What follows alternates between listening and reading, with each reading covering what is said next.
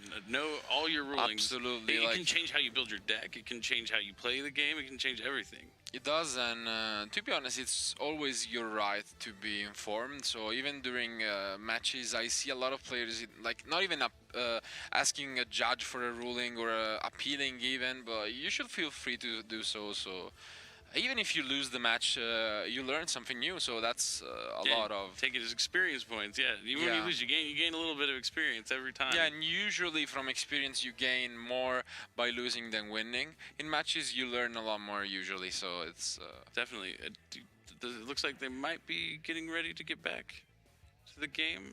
Yep, it looks like the game there is backed on. So let's go check out the duel again. Jumping right back in. The judge call is resolved. Let's see where he decides to go now that they figured out how everything resolved. Fine. Yeah, so now we go back to the Jack Jaguar. See the wolf, he's gonna put the wolf back, add the Jack Jaguar to the field, trigger Sunlight Wolf's effect to add back Gazelle. So you can see even though there's one Gazelle, you get to keep reusing it by adding it back with the Sunlight Wolf. Yeah, it's not that big of a deal, and the biggest impact is probably just like consistency issues and not always opening up with it. I mean, with 3 circles and stuff, it still happens. Yeah, with 3 circle and sign and mining being around, it's definitely not a big issue. So right now he has a few options. He can go for the Fusion of Fire. He's going for the Itleo, but did he get the card back with Wolf though? I think he didn't use the Wolf to add back. Did he? No, he added back the wolf to his extra deck, and then the wolf to add back a spell and trap. Oh, does he have a spell or trap to add back? Yeah, the Fusion of Fire. That's he has why Fusion of Fire. Yeah. I feel like he missed a step there. Maybe because the judge call kind of can mess with you sometimes. Quite possible. Because I'm pretty sure he wanted to do that, but. Because the thing, as you can see, is you can still Falco and set one, but he still had the option to get one more back, which is huge, because he could have got both the Fusion of Fire and the Will. Right now he missed one, essentially, and... Still gets the Will, the Salamangreat, it looks like? Yeah, it is still a really good spot, because you can use the second effect of Will, the Soul Charge one, let's say, and on Itleo especially, you get 3 monsters back, which is just ridiculous. Oh, that is just crazy. Yeah. So yeah, he links the Heat Leo for another Heat Leo. Activates the Will. And he will use the effect to get back 3 potentially, so...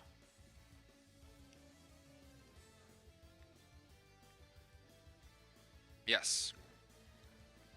So you will get back... so let's remember, everyone usually just use the first effect of Will, which is summon a Salamangreat from end or graveyard. And leave it on the field.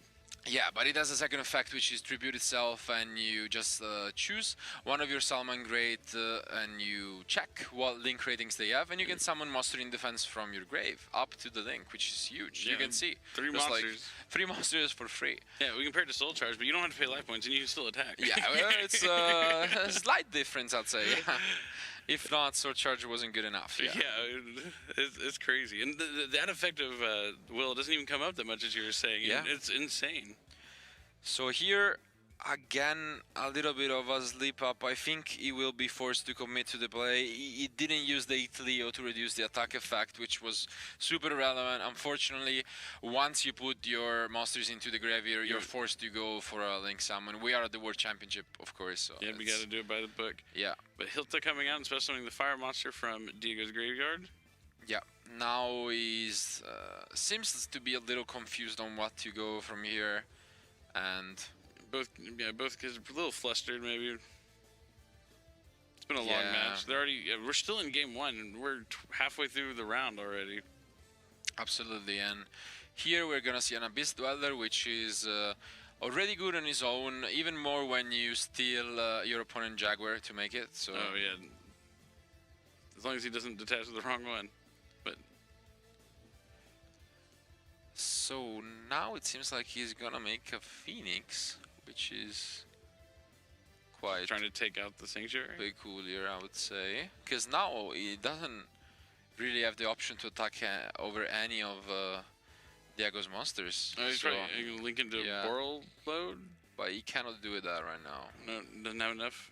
Oh, he'd have to use. Oh. Okay, he's playing Yeah, because Battle Load you need 3 materials, so he's playing the he Mac. used the Abyss Dweller. He's playing the Mac Knight Avramax, so a really powerful one. It's a Link 4. You need the 2 monsters from the extra deck, and it's pretty good against a bunch of matchups. You cannot be targeted when it's sent to the graveyard. You get to spin back a card from your opponent, so he even gets some boost attacking, so it's definitely one of the better. Yeah, so he's like, I have a big monster and a Abyss Dweller. Hopefully that's enough. Yeah. It seems like he could have done a lot more, but impressive, yeah. Yeah, well, it's where we're at, and let's see if this Abyss Dweller is going to be enough to lock down Diego. But he does have Gazelle and Falco in his hand. And the Stalio on the field still, yeah, the Stalio on the field still special summons a monster from his deck. Yeah, also, let's check if he's... he's playing his own copy of Avramax in the extra deck, which is huge and could come down here. I'm honestly shocked that this is still game 1, though. Yeah, it's been a long... And they're playing, like, pretty quickly. I mean... Yeah. Yeah. It's not even as low. We did have, of course, the judge call, but...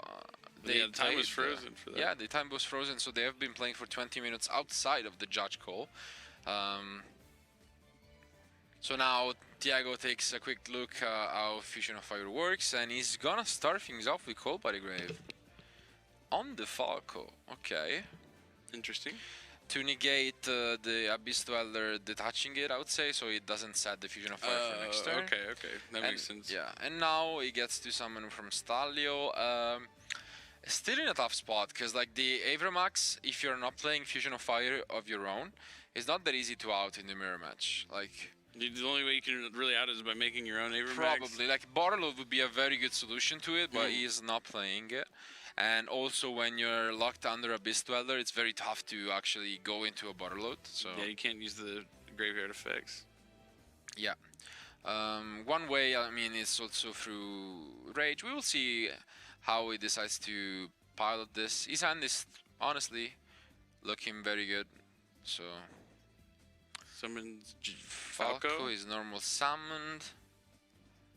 He still has Gazelle and Spinny. I love Spinny. He's going for a Link 3, I think. Link 4. No. Okay, he's going. Yeah, I think he's going for his own Avramax. Most likely. Did he use?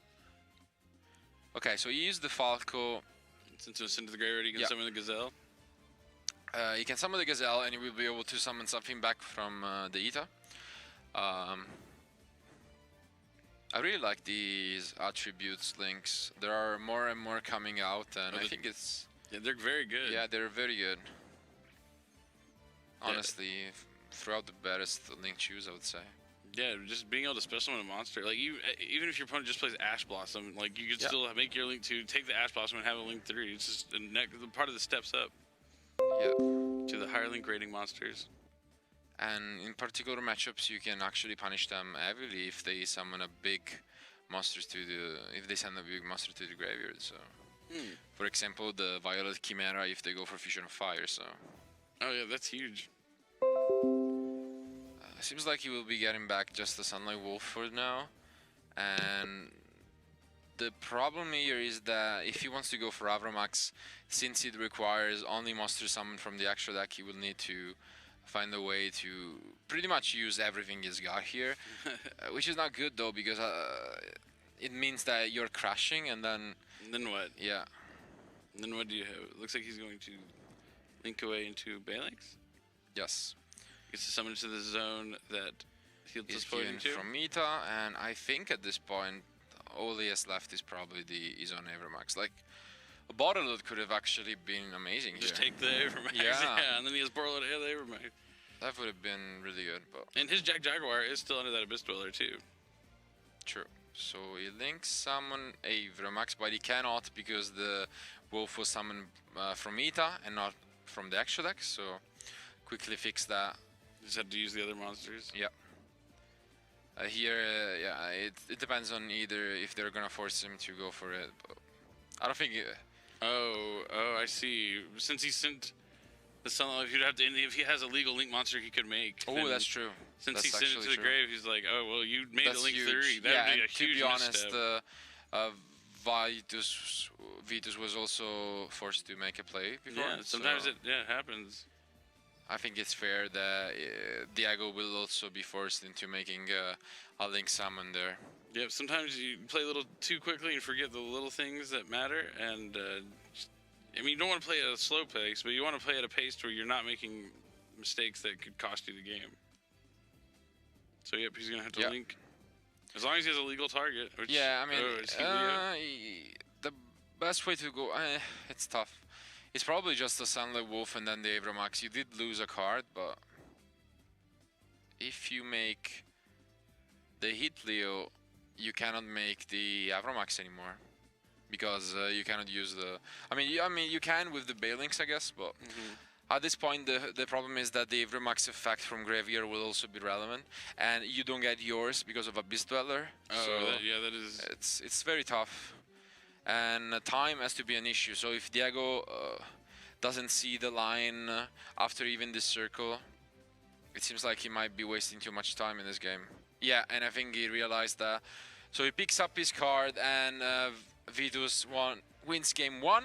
Now we're gonna take a look at their side decks. They do have some differences here as well. So Diego is citing Artifact Scythe, but it looks like just where's the Sanctums. There's Sanctums. Yeah, Sanctums and Trap Trick. So I guess like 4. He gets 4 copies of Sanctum instead of 2, or 3. He's using 2 and 2, which is cool. And Heavy Storm Duster. I don't know if you might put that in the mirror going first. Oh, Super Poly. We do see Super Polymerization. Super Polymerization is there. So his side deck is looking very good. Sanctum is single-handedly one of the best cards of the game at the moment, I would say, and especially in the mirror match, you can shut down your opponent's entire field. Yeah, you summon the Scythe, which is like the way Dimensional Barrier used to be. We need the Dimensional Barrier for Link monsters. Yes. And Link Barrier. Yeah, Link Barrier. Yes.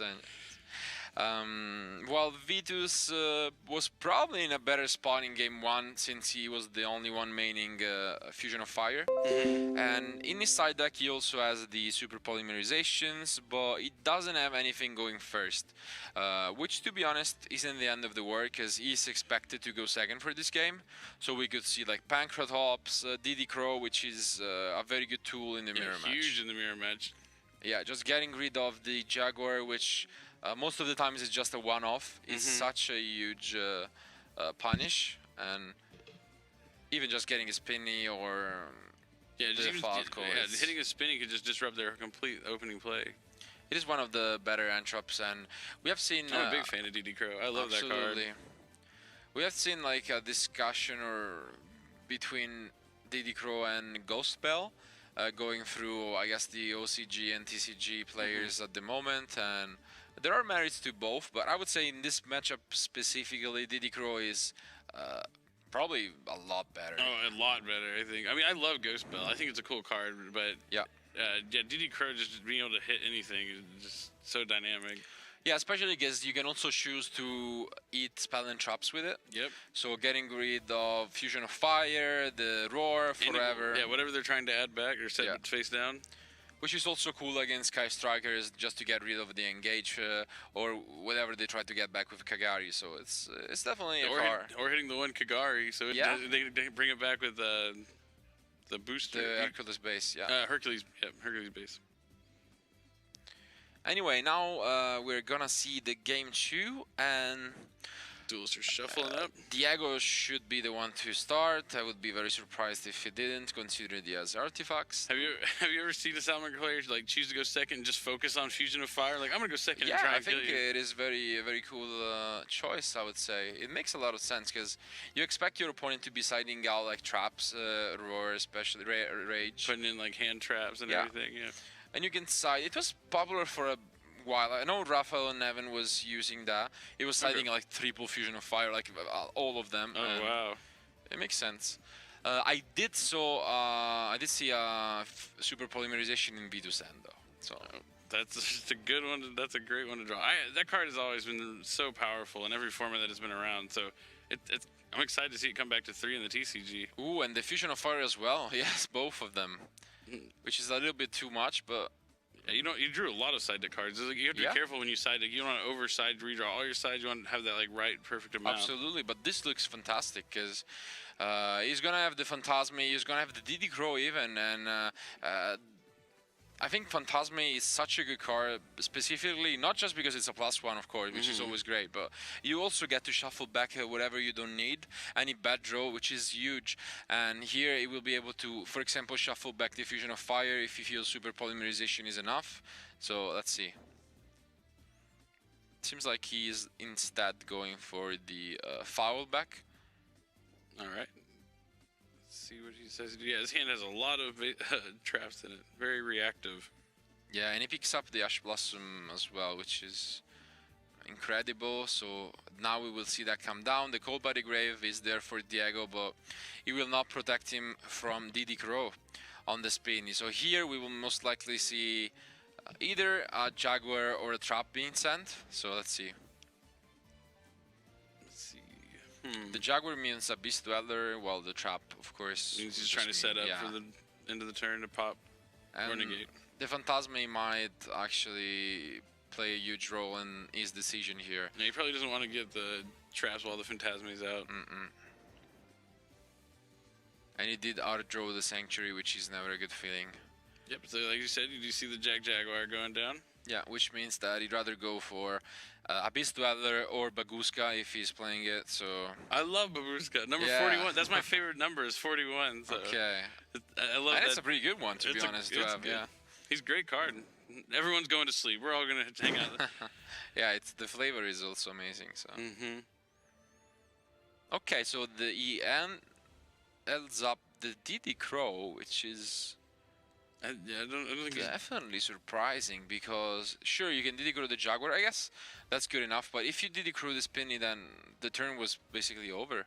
Yeah, but he let the Spinny come back. Maybe a slight misstep again, but I'm not certain. It's fine. I mean, the ending board is pretty much similar, but you give them a Falco, well, they would just have the Jaguar. It's probably similar, but... Yeah, he gets just cut off the Jaguar. Or maybe he just wants to banish the one Gazelle. I don't know. No, that could be true. Probably not, if I have to be honest, but maybe he is, actually. Yeah, because it doesn't look like he's... Okay, so the Jaguar is used. It does... Yeah, it does come down, okay. That would have been very surprising if you didn't. Didn't do the Spinny or the Jaguar. I mean, there is a world in which you just maybe you tested the matchup and you feel like if you cut them off Gazelle, then you could just win, even going slower, but... It didn't seem like it was the obvious choice, and now the Jaguar is getting banished, so... the Stalio still goes back to the extra deck regardless, so... now... Do you think there's any merit just to DD Crow the Jaguar before they activate the effect, just so they didn't put back the Stalio? Could have been a good option. He's gonna add back Gazelle.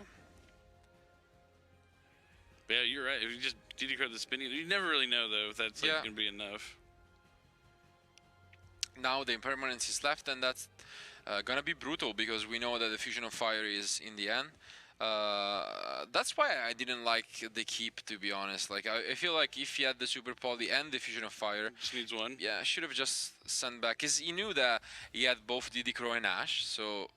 Like, your opponent is not gonna overextend that much, because you're gonna stop them, so... Right, that makes a lot of sense. He's just gonna activate the Super Poly it just goes for it, so Super Poly just being activated here. Discards the Fusion of Fire. Yeah. You'll be able to reset later on. Oh, and he did pick up the Circle, which is huge.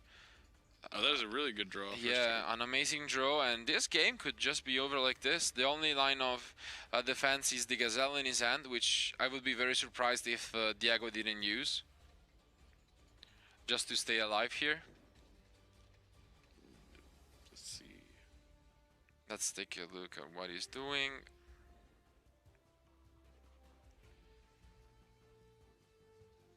So I'm pretty sure you will be using it. He's just considering whether he wants to keep this impermanence or he feels like he wants to negate the attack boost. Yeah, you can negate the impermanence, the Fantastical Dragon, right? That's the thing. And I think I didn't really like it regardless, so... Oh, and he didn't negate it, though. No. Guess he decides, well, I have a Circle anyway, and I don't need to negate impermanence. I'm going to save this for maybe another hand trap. The only hint we worry about is Effect Veiler, which is the same thing that you could have negated initially. Yeah, that's true. So, and the Gazelle doesn't even come down for Diego, which means that, I mean, all Vitus has to do is just summon a bunch of monsters. He has both Gazelle and Spinny, so it should be pretty straightforward to close this one. He can go for, even just for Ita without doing too much else. Let's see what he wants to do here. I think even if you just go for Ita here is game every time. So. Oh yeah, can you just bring back? Yeah, because then you make the Gazelle. You can send even possibly a level 4 if you want, and bring back a level 3 with the Ita. So you make Stalio, and that's game. Just like so much damage. So. Yeah, he's showing he knows what he's doing with his Salaman Great deck. Yeah. He's a Salaman Great pilot. Something cool also that he could have done, but now he doesn't need to, is shuffle back the Violet Chimera with the Jaguar, and then he gets back the Fusion of Fire he discarded, and he can just go for a second one. Oh, that would have been cool. Yeah. But a little excess, a little extra. Yeah. I mean, it's just like if your opponent has a lot of monsters on the board, you can OTK cool play, through that. He does go for the expected play, so level 4 there, Stalio, and after his effect.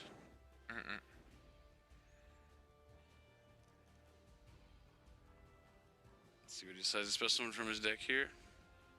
Yeah, and at this point, this is enough with most times. The only concern that I have is, since he stole the Falco, I believe, he has to be careful not to send that to the graveyard, because otherwise the Gazelle can be special summoned by Diego. Let's see if that happens. Because right now he needs... oh, he has to be careful here. He doesn't really want to commit to... We saw that in game 1, and yeah... game 1, it cost Diego the game. What? Oh, no. Oh, I don't think he saw the line where he just wins the game like that. I think he will go for an Abyss Dweller, but... maybe he didn't realize how much damage he has with the Phantasme also on the field. Probably, because that was like easily game, and now I think he's using the Stalio on his own monsters. Yeah, because I mean, how much Phantasme is what? It's 24. Then it's 44. It's basically 1750 you need and you to deal. deal. Make a rank 4. And yeah, you either make that or you just make. You could have made a wolf before, which is 1800. So it was very easy to TK there. Maybe he'll still find a way. Now he bounced back the Phantasme to his own hand. Oh, I'm getting so confused right now. I guess he's deciding to try to set up for the following turn by adding the Phantasme. Yeah, but now... Okay. It's getting confusing. Yes, yeah. I mean, he will go for a Link Chew here and then bring back the Jaguar and make Dweller. And Dweller is really good on his own. So it makes sense that he bounced back the Phantasme. But then why don't you attack first regardless? They could have made the Dweller and attacked her game. Yeah, I mean, I know, but yeah. I know. The thing is, I'm just trying to think what he wants to do. But even if you want to go for display, you just attack first and then you do all the stuff in Memphis Chew. Right. Which is fair. I mean, he's still going to have a decent setup, but... Yeah, which is crazy. Because I think with the Abyss Dweller alone there, it was 50 short. Like just 50. But you could have done anything else, like literally any other Link play. monster. Yeah, like you said, just the Sunlight Wolf. Just link them away for the Sunlight Wolf. But yeah, now he just pushes for 36 and he will go into an Abyss Dweller, which... is this with the Roar set? Yeah, I mean it's still really good because honestly you go into Abyss Dweller, Roar, and Phantasme, and that's pretty much sealing the game, unless Super Poly comes down for Diego as well. Oh, that would be a huge draw. Yeah, it seems like outside of that it was unnecessary, really. So. Yeah, sometimes you've been working on your combos and learning your deck and what it does so much that you forget you can just attack sometimes. Absolutely. That's what I always try to reduce my opponent's life points to 0. That's what I'm always trying to do. How can I just beat them down? Yeah, I mean, you do see this kind of stuff more often than you would think, to be honest, because life points are kind of disregarded, I would say, in Yu-Gi-Oh! And you should always try and pay attention to them. Okay, he picks up the Circle. His hand's pretty good. Gazelle and Circle. But the problem is Abyss Dweller just shuts down this deck completely. And Roar set, too, so we'll be able to negate. Yeah. It seems like this will just be Vito's game, and it's probably just a matter of how he wants to negate his cards. He knows that he pretty much got this locked up So let's the circle resolve. See what he decides to get with it. Did he side in Fusion of Fire, you said? Or just the super polymerization, oh, no just Fusion of Fire. Yeah. He's going to get the foul? You get the foul, which we will try to play around. But for example, just like we were mentioning before, the difference of ruling here matters, because in the TCG you can summon Gazelle, use the effect as Children Quan, and foul, and they cannot roar. Here, that's not possible. That's what we're gonna see here. Because this is the way he's played. This is the way he has played, and it makes sense. And I don't think Vitus knows that either. Because it's also the way he's I guess they are both Europeans. So no, I mean Vitus is European, but they were both from the TCG. So it's like they do not know this. Yeah, Diego is from Peru, so. They both are used to the old way, and if this is confusing for our, let's say, TCG experts, we can call them, it gotta be even more confusing for these very young players. So. Yeah, certainly. Abyss Dweller is used after oh, they get chained? Did he change that would be wild. To spinning instead of just activating it? No. I mean, I don't know. They might have been playing a little fast. And yeah, I always make sure to announce all my cards and all my phases very clearly and loudly, so we're both on the same page, and there's never any sort of... Oh, I did chain it. Wow. That's huge. So, oh, man, that's rough. This is definitely rough. Both... like Vitus trying really, I think he lost some of his focus here and getting a little flustered. It's been a long day. This is the last round of Swiss. There's a lot of pressure on the line.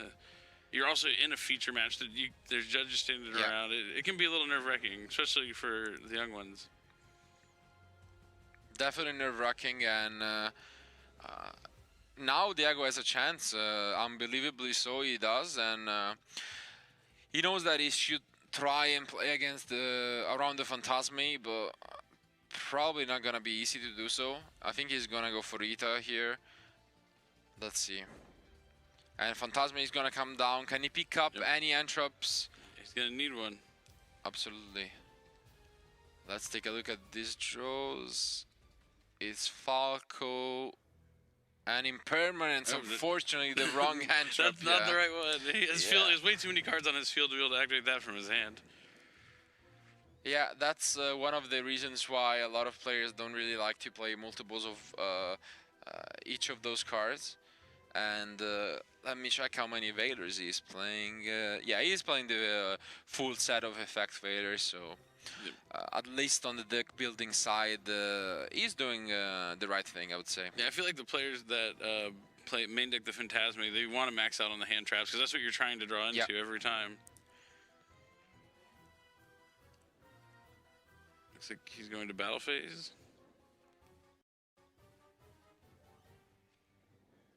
Jack Jaguar's going to attack Abyss Dweller. And he will get back his Falco here, so...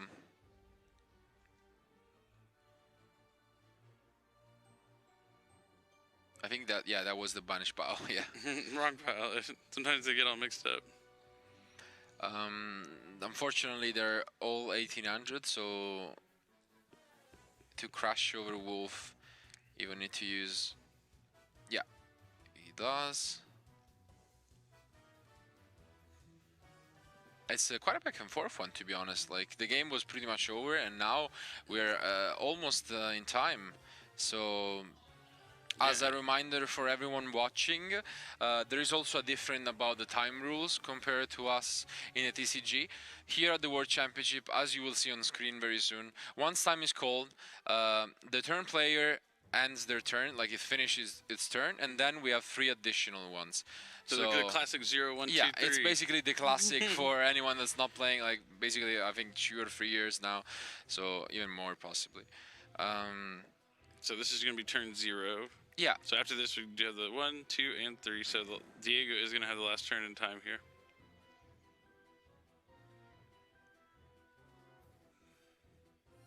It's, yeah, I mean, unless, because it was kind of shaky, because there were like a few seconds where he made the Abyss Dweller and pass. Oh, do you think it might have been on his turn? It's possible that it was like when he said the end phase, which is like the worst by far, because you just lose a turn like that. Yeah, you literally just lose a turn. Yeah, it is quite possible that that's the case, and it would be very bad here for Diego, who is already behind on life points and 1 down. Because let's remember this, there is still a draw possibility here. If Diego takes this game in this 2 turns, then it's a draw, and they won't be able to enter the game. It'll be a draw, and yeah, they wouldn't be too happy with it. But let's see. Just like Diego piloted this deck through the Abyss Dweller, Vitus is probably gonna try and do the same thing here, and see if he activates it right away when he's in Spinny.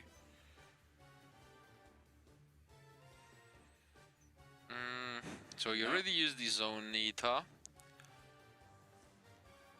but he can just honestly attack over most of the cards from Diego, because he doesn't have a hand at the moment, which is quite worrying. Even though the Ita can get him a card, because when it is destroyed while in the extra master zone, it gets you any fire with 1500 or less, so you can get this out. Effect. Yeah, exactly. Which doesn't come up too often. Normally when the Hilti comes out, it just goes away in part of a link tree, you know, just going on to the next one. But it does come up from time to time, especially like in the mirror match. Yeah, the mirror match with Ghost Ogre sometimes. There are some situations where it can come up. So. Oh yeah, if it gets Ghost Ogre, yep. Makes sense. Yeah, because sometimes it does get Ghost Ogre because it will not resolve the first effect, because it says you have to special summon to what zone it points to. So. Oh, so it just completely cuts it off. Yeah, but at least you do get the card back. So. That's cool. It's Let's see. So he links away for a Baylance. Okay. And you can get the Sanctuary because he shuffled it back last turn with the Phantasme. Oh, that's which is always a nice feeling. When you draw that one up and then you get to put it back. Yeah. And you essentially, potentially can get a +1 every turn if you have enough Phantasmes, because you just keep not shuffling those back. That's funny. So you just get you're basically turning Phantasme into just fresh draws. Yeah. That's cool. I never thought about it like that. But activate Sanctuary so you can link away the Sunlight Wolf for another Sunlight Wolf. Here you will be able to. He still has the Roar face down, which he never got to use last turn because Diego played very well around it. But now, it's back online. Yeah, it's back online. It's gonna be tough to do that, and we could see a similar situation where he just is used to negate the Ita. So this draw is super important. It looks like it's a monster, and he doesn't look that happy, I think. And it is quite possible that one of his turns was wasted last, so this might be the last turn that he has in time. So yeah, it's either his last turn or second to last. Either way, this duel is winding down. Yeah. So he tries to get back the Violet Chimera. The Impermanence is most likely gonna come down, yes. And this should most likely be the end of the duel for Diego. He's gonna think well about it. You gotta make sure, like, is there anything I can do? Is there anything else I can do? What can I do?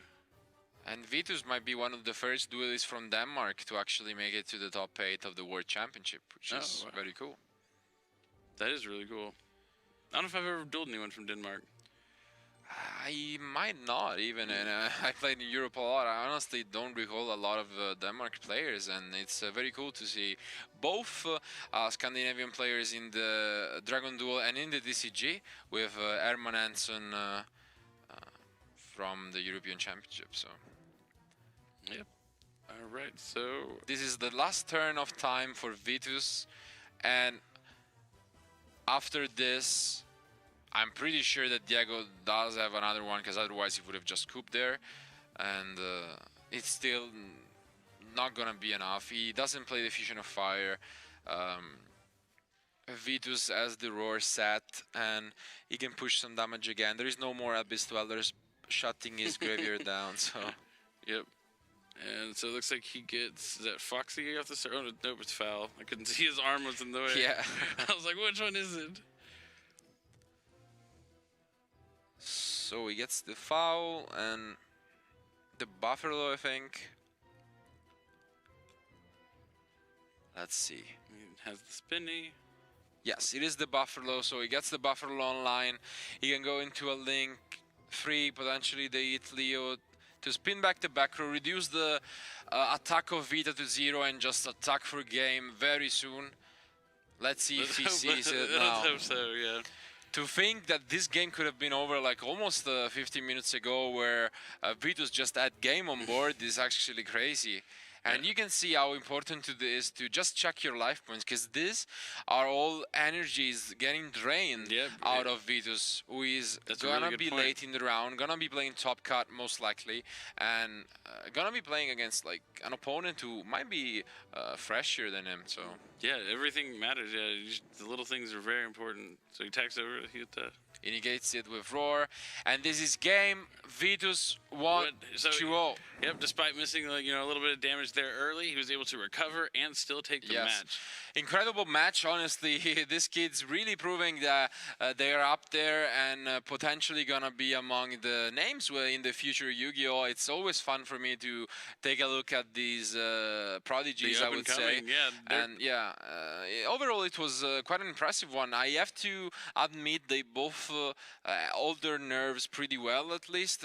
Being on stream, playing almost an hour future match. And having things go wrong, but still be able to keep their head in the game and recover and like, work with what they had. Like, absolutely. Sometimes you see realizing even like pro players, let's say, realizing a bad play and then completely tilting. Yeah, just keep thinking about it. Yeah.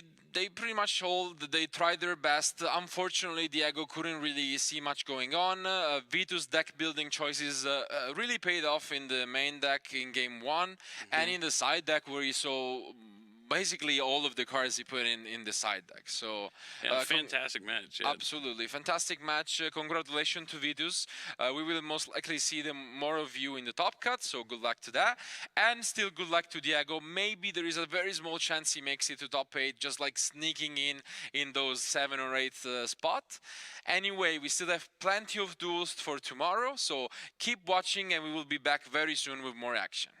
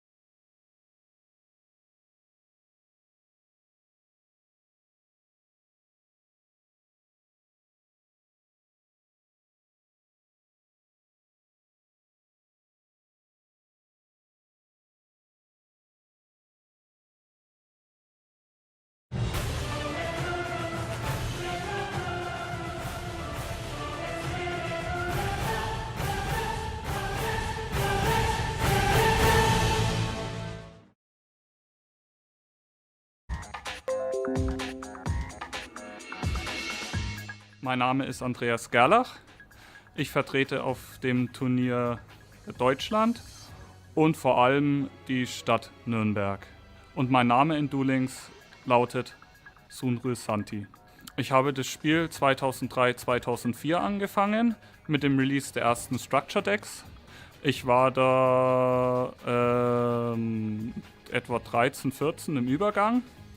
Und ich hatte das in meiner Schule mit Bekannten erstmal gespielt, um das Spiel eben kennenzulernen. Und in die Turnierszene bin ich eigentlich erst 2011 eingestiegen. Ich denke, ich würde mich selbst als eher ruhig, aber schon competitive bezeichnen und vielleicht auch als ein bisschen temperamentvoll. Und ansonsten, meine Freunde, denke ich, würden mich als vielleicht zurückhaltend und schüchtern einstufen. Ich denke, die Schwierigkeiten des Turniers werden vor allem darin bestehen, den Gegner richtig einzuschätzen, die Atmosphäre einzustufen. Für mich ist das auf einem so großen Event eine neue Erfahrung. Das heißt, ich werde da wahrscheinlich sehr nervös sein. Ich werde aber auch versuchen, mit meinen Gegnern respektvoll umzugehen und hoffe auf eine gute Erfahrung innerhalb des Turniers. Ich denke, die schönsten Erinnerungen, die ich mit Yu-Gi-Oh! Verbinde, sind vor allem die Freundschaften, die ich innerhalb des Spiels geschlossen habe. Auch im kleineren Raum dann meinen Freundeskreis in der näheren Umgebung und die verschiedenen Reisen, die wir unternommen haben und die Vorbereitungen auf größere Events. Hier wären zu nennen zum Beispiel die deutsche Meisterschaft, die europäische Meisterschaft oder auch WCS, vor allem im Kartenspielbereich. Außerhalb von Yu-Gi-Oh! Mache ich eigentlich relativ gerne Sport. Da vor allem Krafttraining, auch in Verbindung mit Karate, das ich sehr lange Zeit auch aktiv gemacht habe. Und ansonsten spiele ich noch gerne Computerspiele, da unter anderem sogenannte Ego-Shooter. Da wäre zu nennen unter anderem Halo. Und ja, ich denke, das wären die wichtigsten Informationen in Bezug auf mein Hobby. أنا اسمي محمد فرج وعندي 28 سنة وبشتغل محاسب، ودي أول مرة أشارك في بطولة العالم. أول حاجة بفتكرها لعبة يوجيو لما كنت في ثانوي. كنت أول حاجة ألعب يوجيو مع أصحابي في المدرسة، وكنا دايما بنلعبها الصبح من قبل أي حاجة خالص. اللعبة بلعبها أكتر من 15 سنة. أنا بطمح إن أنا أكسب البطولة إن شاء الله، وإن أنا أكون أول مصري وعربي وأفريقي يكسب البطولة.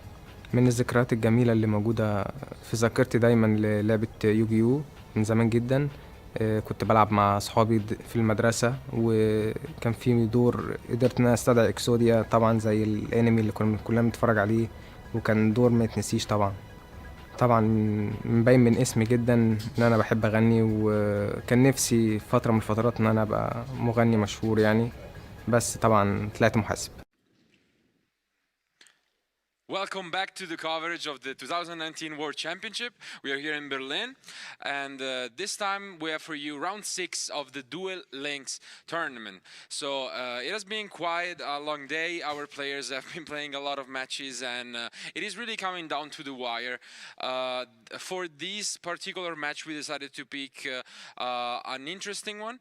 So we have Germany on one side with Andreas, and his opponent is Mohammed. Yep, I'm excited about this matchup. Yeah, and for those of you who haven't seen any of our dueling matches so far, it's a little bit different format than what you're used to with Yu-Gi-Oh, where it's a 2 out of 3. This is a best of 5. The first player to win 3 games will be the victor, and they have 2 different kinds of decks. They have 3 standard decks, which you could just build like normal, and 2 legendary decks, which are specific cards you have to use to the character. Like Kaiba, you want to include like a Blue Eyes White Dragon in your deck.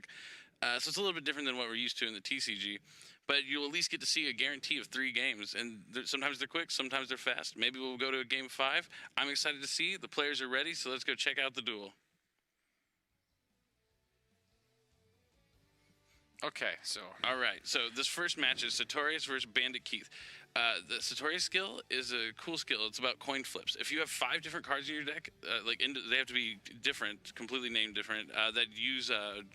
coins to flip, your first 3 flips of the game are all guaranteed to be heads.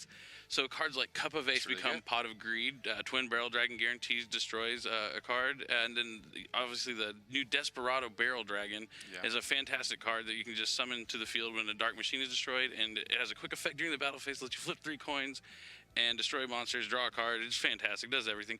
But it looks like Mohammed is starting here with Neos Fusion. Just lets you send the fusion materials from your deck to the grave and easily summon El Material Brave Neos. And he's going to set 3 cards face down. Pretty strong opening here from him. And we will see if he will be able to come back from this field. It seems like he's taking a slower approach. And yep, she sets a monster face down and a spell and trap face down. Who do you think is the favorite walking into the matchup here?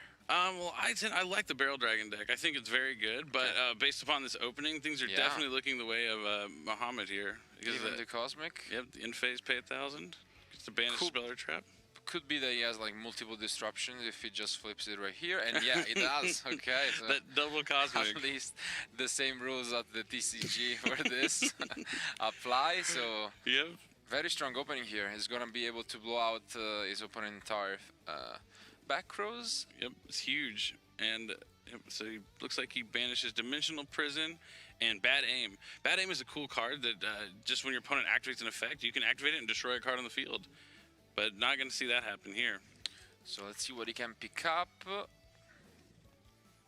He's going to switcheroo, so since he paid a life points, his dual skill lets him just take a card in his hand, shuffle back in the deck, and draw a new one. Kind of like the second half of Sekka's Light, but in a dual skill. And looks like he's just going straight to the battle phase, going to attack the face-down monster. And since the Brave Neos... Okay. I know that one, yeah, of course. Since he destroys a monster by battle, he is going to be able to search his deck for another copy of Neos Fusion to use on the following turn. Yeah, because for everyone who is actually following the stream with the TCG and Dragon Duel, in Duel Links, we can call it basically a simplified version of the TCG. There is no, the biggest difference I would say that there is no Memphis Chew. So that's why he will not be able to activate the fusion right here, but he has to wait for next turn. Yep, and since Dekoichi is a Dark Machine and is destroyed, he's able to trigger that Desperado Barrel Dragon and summon it from his hand. And if he wants to, he can use its quick effect during his opponent's turn. Yep, he's going to guarantee get 3 heads, destroy the monster, and get to draw a card since he does have 3 heads. That's really good, yeah. Yep, but he does have a Neos Fusion in his grave and works like Return of the Dragon Lords, where you get to banish it and protect your Neos monster from being destroyed. Do you still get the draw if that happens, or no? It doesn't look like it. Yeah, it looks like it has to destroy in order to draw. Yes. So still looking tough, but let's see what his follow-up is. He'll still be able to use the effect, but his guaranteed heads are now gone. But it has more attack. He has to decide if he wants to use the effect or attack, because if he uses the effect, he won't be able to attack. Indeed. But might want to play around that face-down card. Yeah, it seems like it is most likely a trap, so it could be scary here to just ignore it. Yeah, but a lot of cards are a little worse now. If he draws cards like Cup of Ace, they're no longer guaranteed heads, so they're kind of a liability to use. So he really has to depend on this Barrel Dragon holding it down for him. But with the other copy of Neos Fusion in Mohammed's hand, he will have a follow-up if he so chooses. But, you know, as long as the Desperado's on the field, he'll be able to flip coins every battle phase and continue trying to destroy monsters.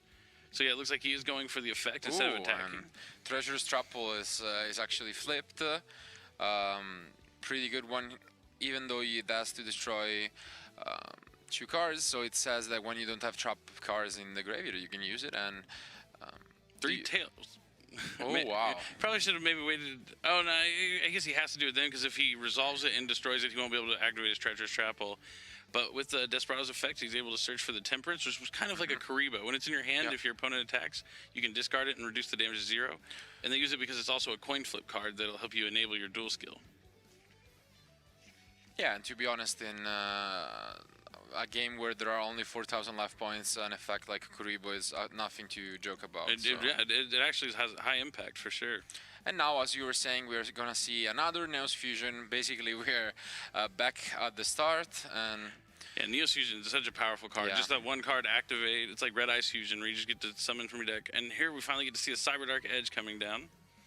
And the Cyberdark Edge is going to equip, it looks like, the Cyberdark Horn. Okay, or Floodgate Trapple. Yep, Floodgate's just going to put it down. Could he not use it on the Neos, or does it? Maybe he didn't want to use it on the Neos. Okay. Yeah. He was saving it for knowing like maybe a Cyberdark was coming, another follow-up. I guess, yeah. Good read done on his side, and now he doesn't use the Arcana, so let's see if he can out even the second Neos. It's a tough. Definitely tough, especially with the protection effect still engraved. Yep. But let's see what he draws for his turn. Like I said, he does have a lot of like not the greatest of draws. Like he could draw Cup of Ace, he could draw just any sort of like Dekoichi or anything. But if he doesn't have another Desperado, like the Dekoichi won't be able to do anything. But he does play a couple copies of Bad Aim, so maybe he'll draw another copy here. A lot of trap cards. So, but he could just. Oh, I guess if he has to draw the Blast Spider, but he would have to also have a Desperado. He could use Blast Spider's effect to destroy itself, trying to destroy the Neos. Yeah, but then here it comes, and then the bit's protected. Exactly. So you need on top of the burrow. Yeah. Yep, exactly. So let's see if he has it here, and he does have. Yeah, he another does. copy. Otherwise, so nice here from Andreas, and he will try to just use the effect. Yeah, use the effect again. Hopefully he doesn't get three tails again. once more. I guess that would be ridiculous. That would see. Oh, I jinxed it. You oh jinxed my. it, called it. Oh my god. Oh man. Damn. Arg. That is an Arg in my turn for sure Wow. from Sagittarius. Yeah, that's actually unbelievable, getting 3 tails twice in a row. Wow. So he sets, and yeah, he's just gonna end his turn. He doesn't want to go into his battle phase because it's a quick effect in the battle phase for him to use the. The Arcana? Yep. No, the barrel. Yeah, barrel dragon. the effect to just roll. Yeah. So he's leaving him just the one turn to try again. Yeah. Maybe he has a trap that he can use face down to stop it. We'll have to wait and see. Yeah, definitely tough, but you can see how even though Mohamed had a very good opening, still back in this. Yeah, it's cool to see. I like it when dueling games are back and forth. Like just a lot of Definitely. power cards that fight back in each other. Okay, I got worried for a minute, but yeah. That was crazy. Yeah. He finally gets one, and Can't attack since he used the effect. He's just gonna have to pass back to Mohamed. yeah, but sitting comfortable here. Mohamed has already used 2 Neos Fusion, which means his resources are kind of limited at the moment. So Yeah, not much going on. Yep. So he's just gonna have to pass. absolutely. So Sartorius says Arg when he draws and ends his turn. He's just never happy. You can't Yeah. make this guy happy. Just gonna the go average Yu-Gi-Oh player. So now, Oh, no. okay, and his own, yeah, Yeah, nice. so since he destroyed the Cyber Dark, which is a dark machine, you get to see the Desperado come down. Yeah, Desperado has really had a high impact Yeah. on dueling since its release. It's one of the best cards for sure. It's so easy to summon, so easy to remove monsters. Just a back and forth Desperado coin flipping battle. We do normally see it with the Sartorius, but you don't always have to play the dual skill that guarantees Yeah, your of head. course. I mean, to be fair, getting triple tail is quite unlikely, so makes Yep. sense. And it looks like he's going to add Time Wizard to his hand since Nice. the Barrel Dragon was destroyed. Time Wizard is actually pretty good. Like, if he calls it right, like it's guaranteed at some points. But since he's already flipped so many coins, it's not going to be guaranteed here by the dual skill. But he can still go for it and try and win with it. That should be a course. crazy way because we already know he has the Arcana Yeah, Force exactly. or Temperance. So if he got a decent monster here, would have that been enough? Does the Arcana only does the It's only protection one, on yeah. right? He would just So- need another monster, but Exactly. no Cyber Dark or anything. Yeah, unfortunately he picks up another spell and trap, but he's gonna force the Arcana, and now it will come down to Andreas. Can he go for a third battle, or will the Time Wizard get him there? I really hope we do see the Time Wizard come down. I really would love Yeah. it to rely on a coin flip, a genuine coin flip. He flipped 3 tails in a row and then 2 more, so I feel like he's due a couple Yes, heads he in a should row. deserve it.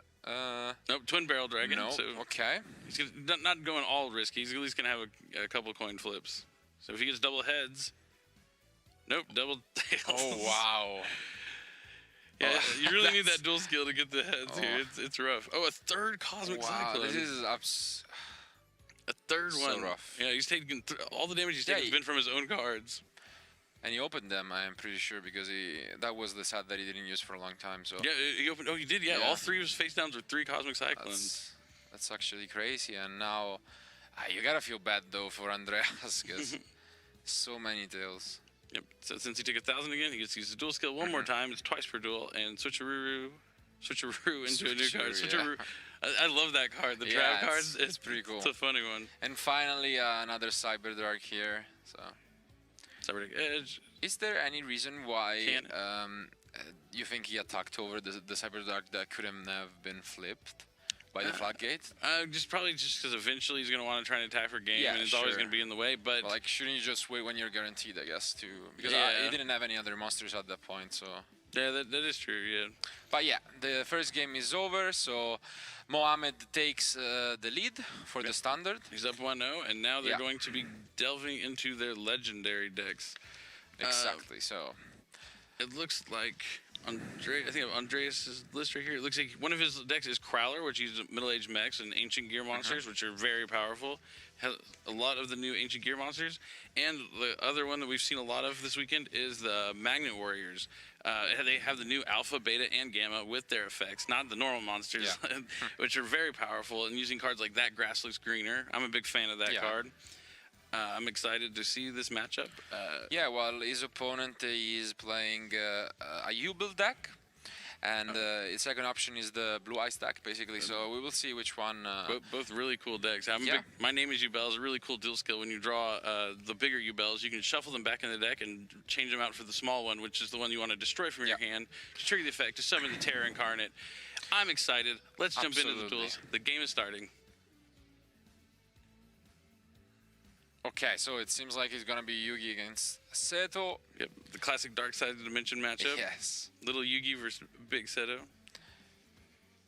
And you should definitely keep watching the stream tomorrow, because if you saw the news about our match that we will be having, the live duel, it is gonna be insane one. Oh yeah, between the actual Yugi and Kaiba. So I'm so excited about that. But let's see if we can see. Let's see the openings here. Ooh, Okay, Spellbooks. Spellbook Magician summoned. Yep, Magician Prophecy is going to be able to search for a spell, but going to go and get Crescent since he doesn't have any spells in his graveyard. He'll be able to activate that, reveal 3 books, and get one randomly. Absolutely. We were just talking a few minutes ago how back in 2013, David Keener was playing Spellbooks, almost winning the World Championship. So close. And it's crazy that now, 6 years later, we see Spellbooks at the World Championship on a PC, which is... The same cards, pretty much. Yeah, they also used the Spellbook organization you saw there. This is just a third spell to put in your grave. If you don't have the Crescent, you can just put in your grave to turn Fate online to banish. Okay, so he goes for the Silent Magician. Silent Magician, a very good card. It's able to just negate a spell card, and when it's destroyed, it'll summon a Silent Magician level 8 from his deck. And then it sets 2. One's for sure. It's probably Spellbook Organization, Spellbook of Fate. So the Fate. So pretty... This is the opening you want with Spellbooks. You want to have the Magician with the Fate online. Absolutely. You can't really ask for too much more. You have a negate for a spell, and you can banish any card your opponent controls.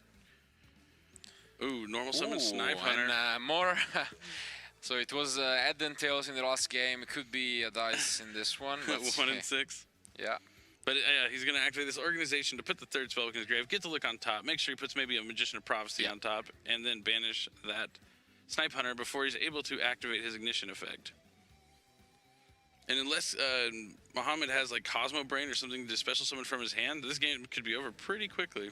Yeah, it could have been cool to maybe chain even the Cosmic Cyclone if he had it, but when the first, was so that the Fate would have been at least a 2, but now he passed.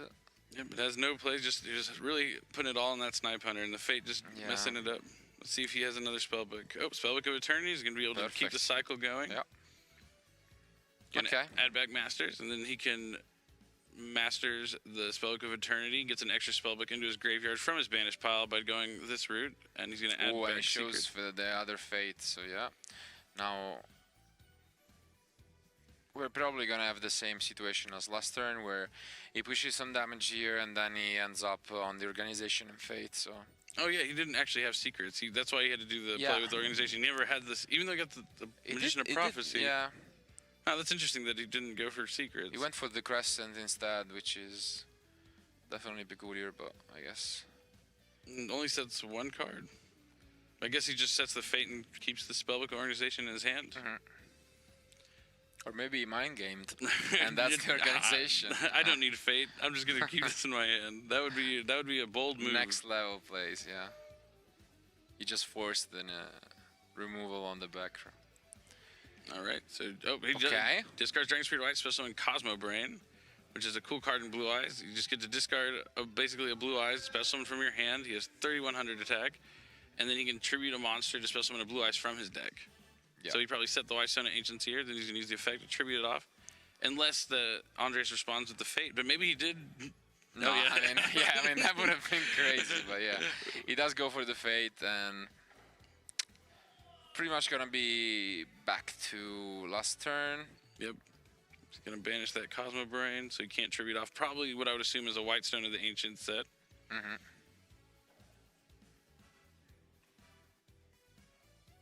See where it goes with this. Maybe he's thinking about what he wants to target exactly. Well, what he wants to banish. And Spellbook Fate doesn't target. That's one of the beauties of the card.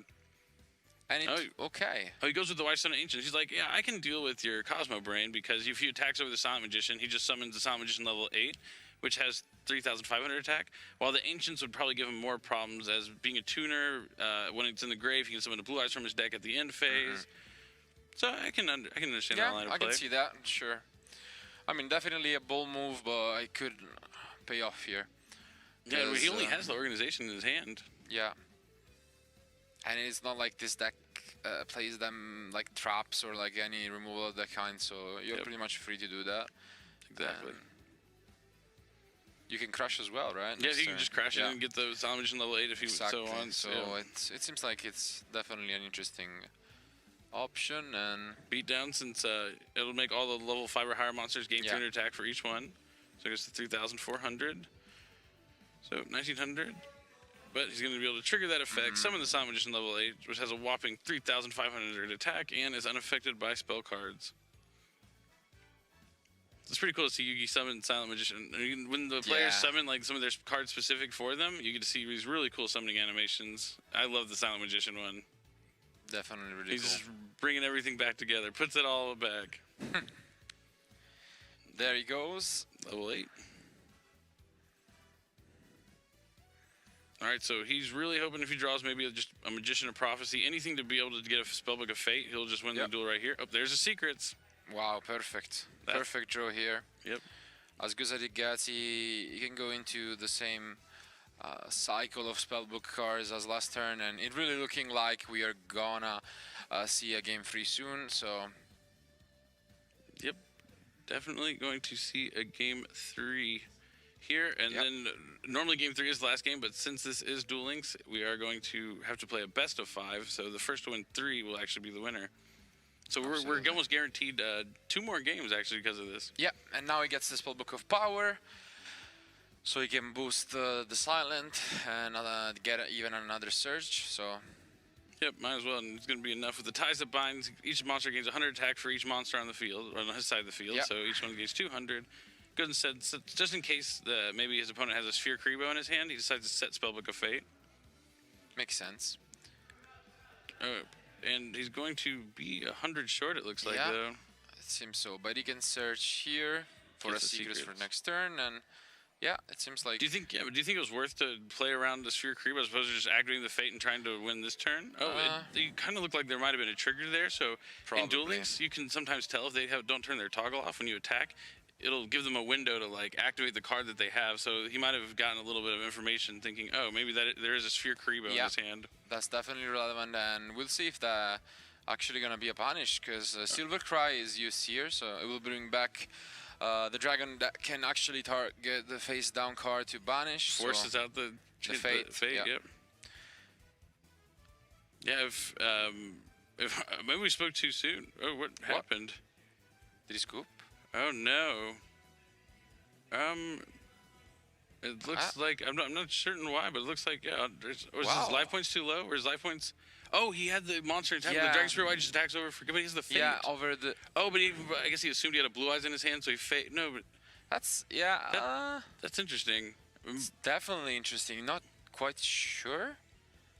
Because he could have just used the Fate and it doesn't happen until resolution. Yeah, even if he had like 2 and not 3, he could have still put it face down. So yeah, because he activates the Fate, the Dragon Spirit White chains, brings out a Blue Eyes, the Fate resolves, banishes the Blue Eyes. Well, yeah, that's definitely. I mean, it is. I guess we're not guaranteed. Yeah, we're not guaranteed to go. Nothing is guaranteed in this world. Yeah, it is definitely not guaranteed. We are slightly confused about the outcome of that one, but maybe. Muhammad's up 2-0 now, looking to win Game 3 and close out this match. That was an interesting match. It does look like the next game is underway, so let's jump right back in. Okay, so now we are back to the standard, and we see Lunas and Umbra. Yeah. Let's see what dual skills. A mirror match at least for skills. Let's see the difference in their decks, if there are. Yeah, there could be 2 different skills. The one skill that Muhammad, I believe, this is Andreas is using, is Light and Dark, which is a really cool dual skill. If you have a light monster in your hand, you can swap it for a dark monster in your deck. And if you have a dark monster in your hand, you can swap it for a light monster. Yeah, but they are both playing the same skill. Oh, so they are using it. It is a mirror match at least for that. And is it both Six Samurai? Yes. Yeah. Okay, so we are in for an actual mirror match. It's cool. The dual skill is really cool with the Six Samurais because Yuma is a light and the dark is the level 4. Or sorry, Fuma. I always say Yuma, but Fuma. And Kizaru is the dark. So if you draw 2 of the Fumas, you can swap one of them for Kizaru, and then you have a Shein. Yeah, which is with your goal. Pretty good. But it looks like we just have the set monsters, probably a Fuma. Because when Fuma's destroyed by battle, it just special summons the 6 Samurai from your deck. Yeah, most likely. And okay, the dojo is already there, so better opening for Mohamed. The United as well. This could be a huge, brutal opening here. Yep, let's see if he has a level 4 monster. Yeah. Any level 4. Yep. He does. There's wow. a Nishi. This is gonna be tough here. It brings back a lot of memories from when like 6 Samurai was like probably the best deck, thanks to Getaway when it was released. Yeah, when Sheehan first came out. Yeah. The Synchro Sheehan, not the Great Shogun. But the Great Shogun Sheehan's also in Duel Links. Yeah. So now gets 2 draws for the United and still looking in a fantastic spot. So. Yep. Oh, and he has the keys on, so he's going to be able to leave the Nishi on the field, and being able to banish 2 6 Samurais to bounce a card is really good. I think he's cooped. Oh, he's like, wow. I can't do anything. That's going to be game. I guess I'm going to concede. I mean, yeah, the Nishi was there as well. He could have bounced. So it's too much. Sometimes it goes like this, and he could have also made an Armades and attacked over it to maybe not let the Fuma be able to special anything from the deck. Absolutely. So yeah, brutal, quick one for this game 3. We saw the beauty, I would say, of the Duel Links game and how you can have these games like game 1, very back and forth. You don't really know which one is winning. You have a lot of head and tails involved as well, which is very fun. And sometimes you just get the perfect opening, just like in game 3. So and that was a great match. We're going to have a lot more still to come. Congratulations anyway to Mohamed, and they're both still not out of contention, so we will probably see more of both of these guys later on. Yep, and then we have more TCG wrapping up, and then we'll have the top 8 for the TCG and top 8 for Dragon Duels later on after we finish the Swiss rounds. Stick around, we got a lot more dueling coming up.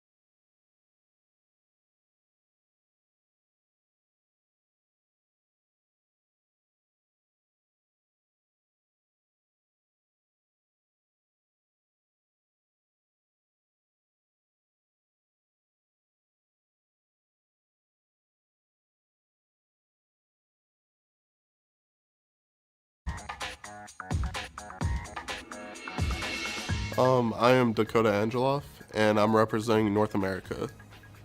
My first memory was I got a pack of cards back in 2003, and from there, it really just took off. Outside of dueling, pretty much learning, like, making sure that I can actually be able to speak to all the Germans here, and hopefully they speak English, and getting around and all that. My favorite Yu-Gi-Oh memory would definitely have to be YCS 2018. It was the first time that I'd ever got to the finals of a YCS, and it was definitely something that I can't forget. I like to play video games and hang out with friends because I think friends are probably the most important thing to me. He would rather just get knocked out on day 1. Jag heter Herman Hansson, jag är från Sverige och jag kvalade till VM på det europeiska mästerskapet 2019. Mitt första minne av Yu-Gi-Oh var att spela antagligen på skolan. Det var väldigt många år sedan nu, säkert 12 år sedan. Jag spelade med mina vänner. Spelet nu är ju såklart väldigt annorlunda och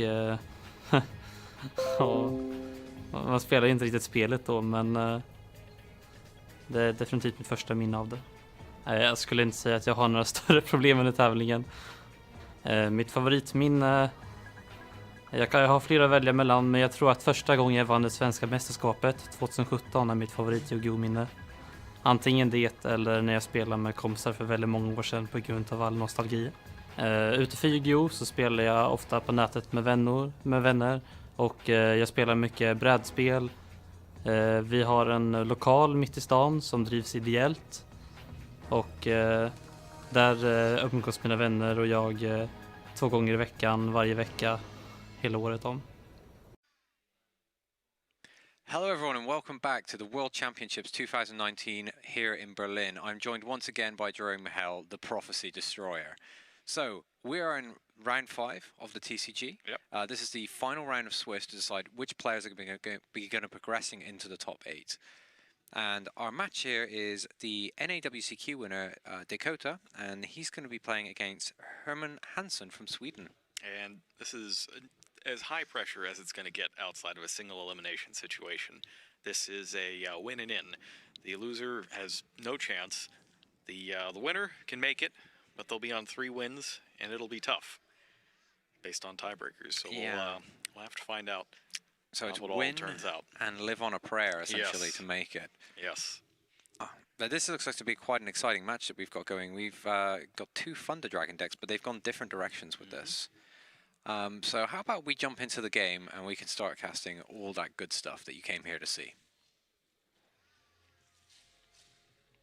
So there's basically 2 flavors of Thunder Dragon decks. There's the ones that are more based on the Thunder Dragon cards themselves. They use, Thunder Dragon Titan as their main boss monster, that sort of thing. And you'll often see stuff like Titan Double Colossus when you play in under the regular TCG format. Yeah. Of course, only single Colossus here. And the other one is kind of the Crusadia, Thunder Dragon, Baby Chaos Dragon, Guard Dragon, all that combo stuff. The 37 special summon plus 3 Seconds Light deck. Yeah. And we've actually seen the big combo heavy style versions of this deck being the most successful in the TCG regions. Even though the Thunder Dragon deck is still incredibly strong core, it seems people just seem more drawn to these big combos. But I'm not so sure if that's going to be the case after the tins come out. I believe some of you may have caught some of the reveals going on, but we'll discuss that maybe a little bit later. Just keep a count on how many summons actually happen. Yeah, if it's more than 5, then you know something bad is going to happen. Especially if Dakota gets to go first here. Yeah, we're just waiting for the hands to load in. And time has begun. Dakota does have a bunch of special summons there, and he starts with Crusadia Reclusia. Trades that in for Crusadia Magius. And he's got a couple special summons in there. He's got Defrag Dragon. That's 2. And Effect Veiler coming down. Alright, it's going to keep the second Crusadia away. And he's at 3 summons. Let's take a look now, seeing where can I go from here? It's a little rough. Yeah, and Herman still has the Ash Blossom in hand as well as a second follow-up interruption. It seems in the end phase we got Thunder Dragon Dark to search another. Yeah, just to thin the deck out a little bit as well. Yep, don't want to draw that second. Yeah. And he's now got a Light in the Dark in the graveyard, should he be playing that line of monsters. Yeah, like Dragon Duo or BLS. Yes. And Herman actually has the Aloof Lupine in his hand. Yeah, I saw there was a lot of hype for Aloof Lupine when it first released in Savage Strike on how it was going to replace Gold Sarcophagus. I wouldn't exactly say that it replaced it, but it is still pretty good here, especially when you could banish Dragon Dark with it. Yeah, it's we saw Joshua Smith playing it earlier. Unfortunately, Joshua Smith wasn't able to make much happen in those games that he played, but the Aloof Lupine was generally pretty impressive, actually. I had a version of the Gren Maju deck built where you use it to banish fiends, like extra Gorzes and Battle Phasers and that sort of thing to get Gren Maju. Gren Maju, that card is dirty, I'm not gonna lie. I remember it's like a Pot of Desires and you just suddenly, hey, 4,000 attack normal summon. Yep. Like, that seems pretty good.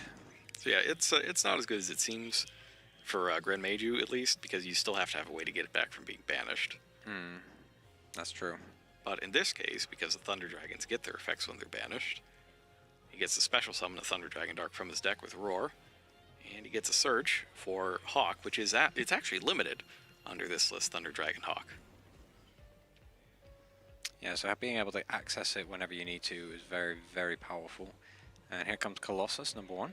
And you can see it's been way more than 5 summons, for example, in this particular board. Yeah, we're going to see some attacks coming through. Yeah, blue fine into here. This is going to be quite difficult to play into. Depending on how many Thunder Dragon monsters Herman has in his hand, we know at the very least he has 1 Thunder Dragon Dark, I believe.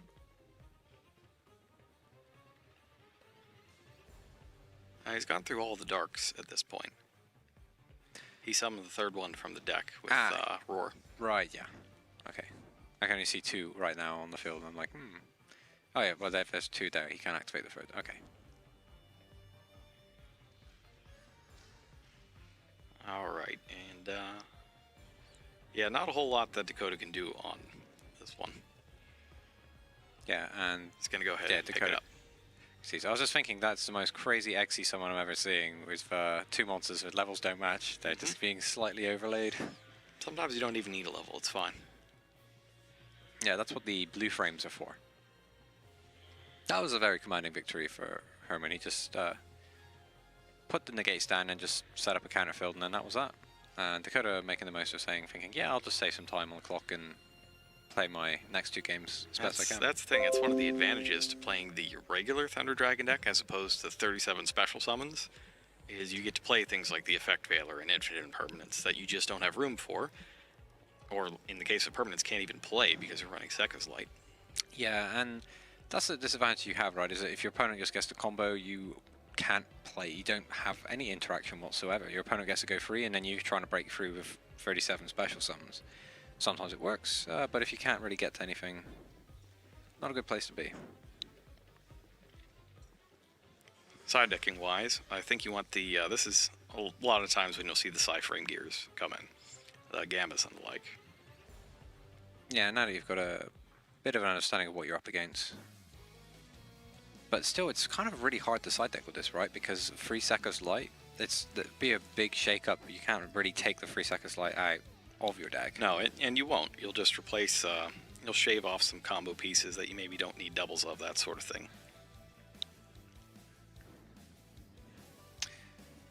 Yeah, and I wonder what Herman's going to be coming in with in this.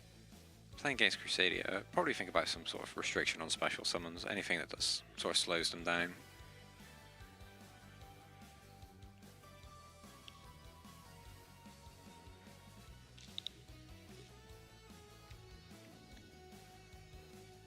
Yeah, it's been a really, really long day for these guys.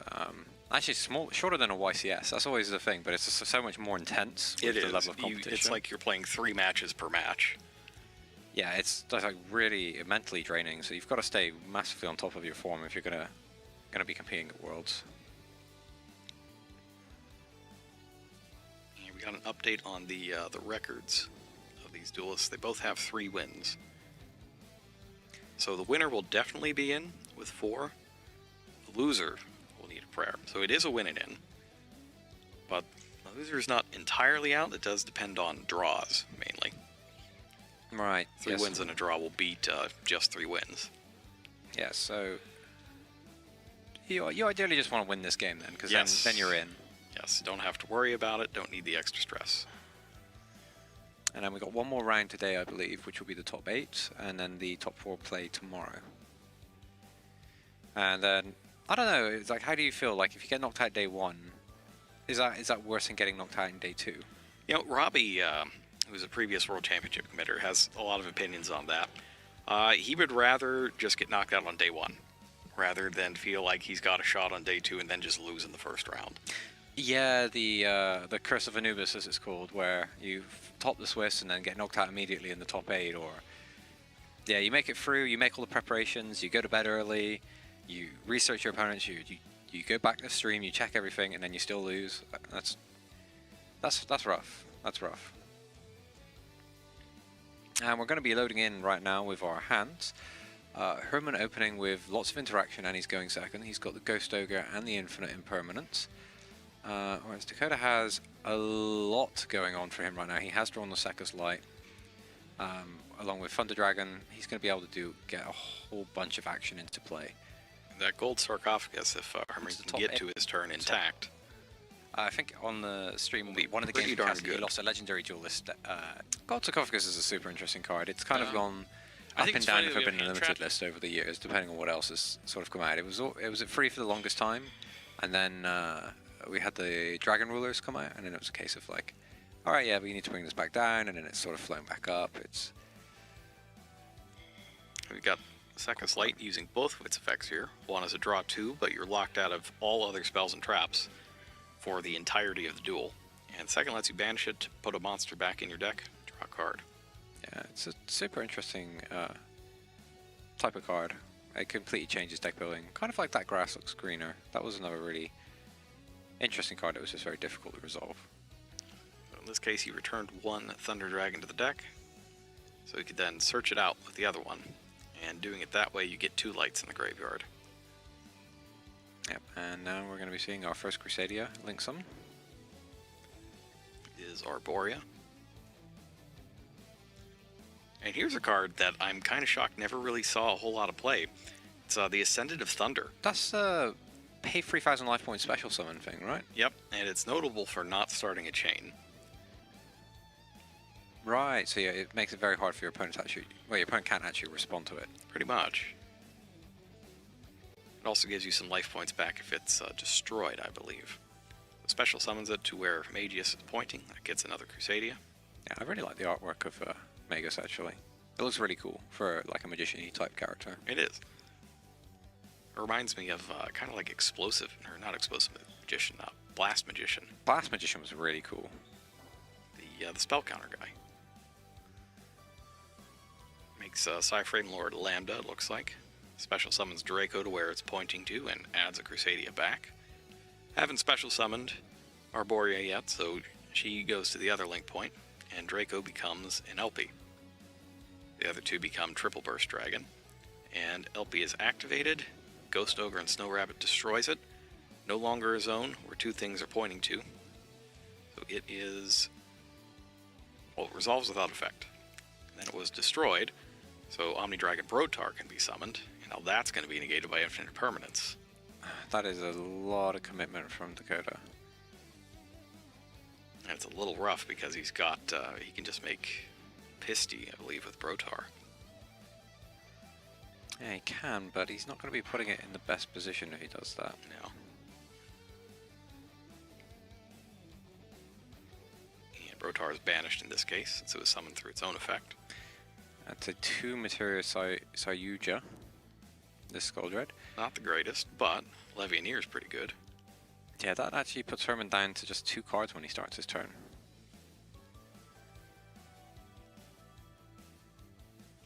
Yeah, no, he banished Dark Sand Lights. So, it does nothing. Because he's got no cards on the field to destroy.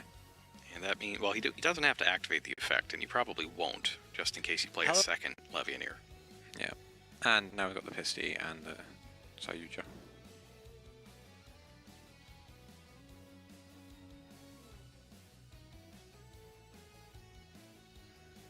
It's one of those things, maybe you use the impermanence on the LP instead of destroying it outright. Yep, and we're going to see the Hot Red Dragon Archfiend. I know you were partial to the Red Dragon cards for a while, and you built the America deck. Yeah, the America deck, where you use Hot Red Dragon stuff, Blue Eyes White Dragon stuff, all in the same deck. Yeah, it's that's like Red Eyes, Hot Red Dragon stuff, and Red Eyes Black Dragon. that actually worked pretty well from what I remember. It did. That was a cool deck. It used all of the Hot Red Dragon Archfiend series from High Speed Riders. Yeah, I really liked the card that set actually. Like the Red Resonator was a card that I really liked. It was just because it was very simple and it was very effective at what it did. You know, it could come back.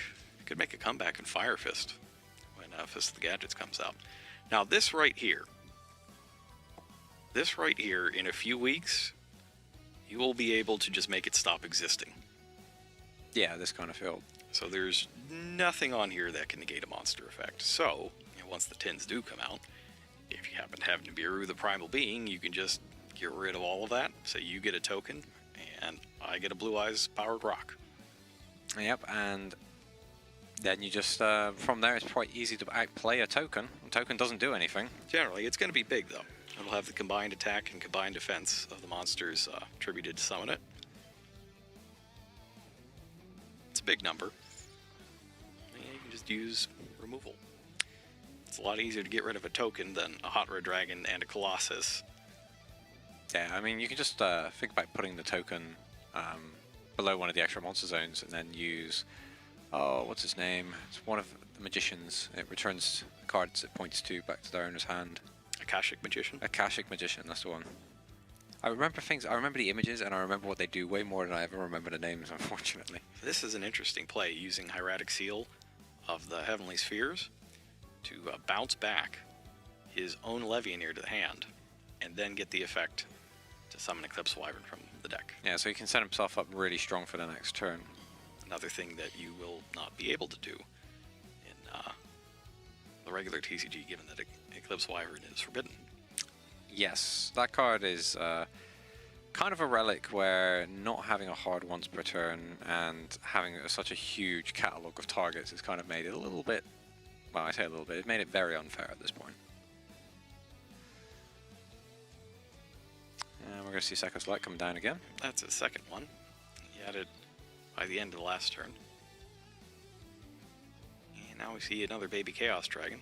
Both of them limited. Eclipse Wyvern just gone in the regular format. So players are really getting their money's worth out of these Black Dragon Collapse Serpents and Wyvern Bursters in this event. Yeah, one last hurrah for them. At least on the TCG side. 1, 2, 3. Yeah, I think that's that's Light and 2 Darks. Yep, and then the Eclipse Wyvern effect to return the Levianeer. He's going to summon a second one as well. It's another Light and 2 Darks. Did Levianeer see play when it very first came out, or is it when it sort of took a while? I was shocked that it wasn't instantaneously everywhere, but neither were the Dangers. For that matter, it took a while for Nessie and Jackalope to catch on. Actually, it took until Tsuchinoko came out before, and a little while after that. And then it started to become this big fuel for these combo decks, and then that's when they took off. But yeah, all the danger cards look very, very good from the outgo, to be honest. Especially Nessie. Nessie was just crazy. Nessie was very strong. Tsuchinoko also has that nice level 3, so you can use it for a lot of the crazier things like, well, MX Saber Invoker I don't think made it that far. No, although that card had a very good run. It's never shown up in anything that's remotely fair. Yeah, it's not a card you play in fair decks, absolutely. Alright, so has it ever been played in X Sabers? I don't recall it ever being used in an X Saber deck. I think so. Yeah? Hold on. No, I was thinking back to 2011. That was before Xyz monsters were really a thing. We just had Utopia. I was like, hold on, X Sabers. They were at the WCQ, and no, that was before MX Saber. So I actually think you're right. I don't think it's ever been played in anything fair.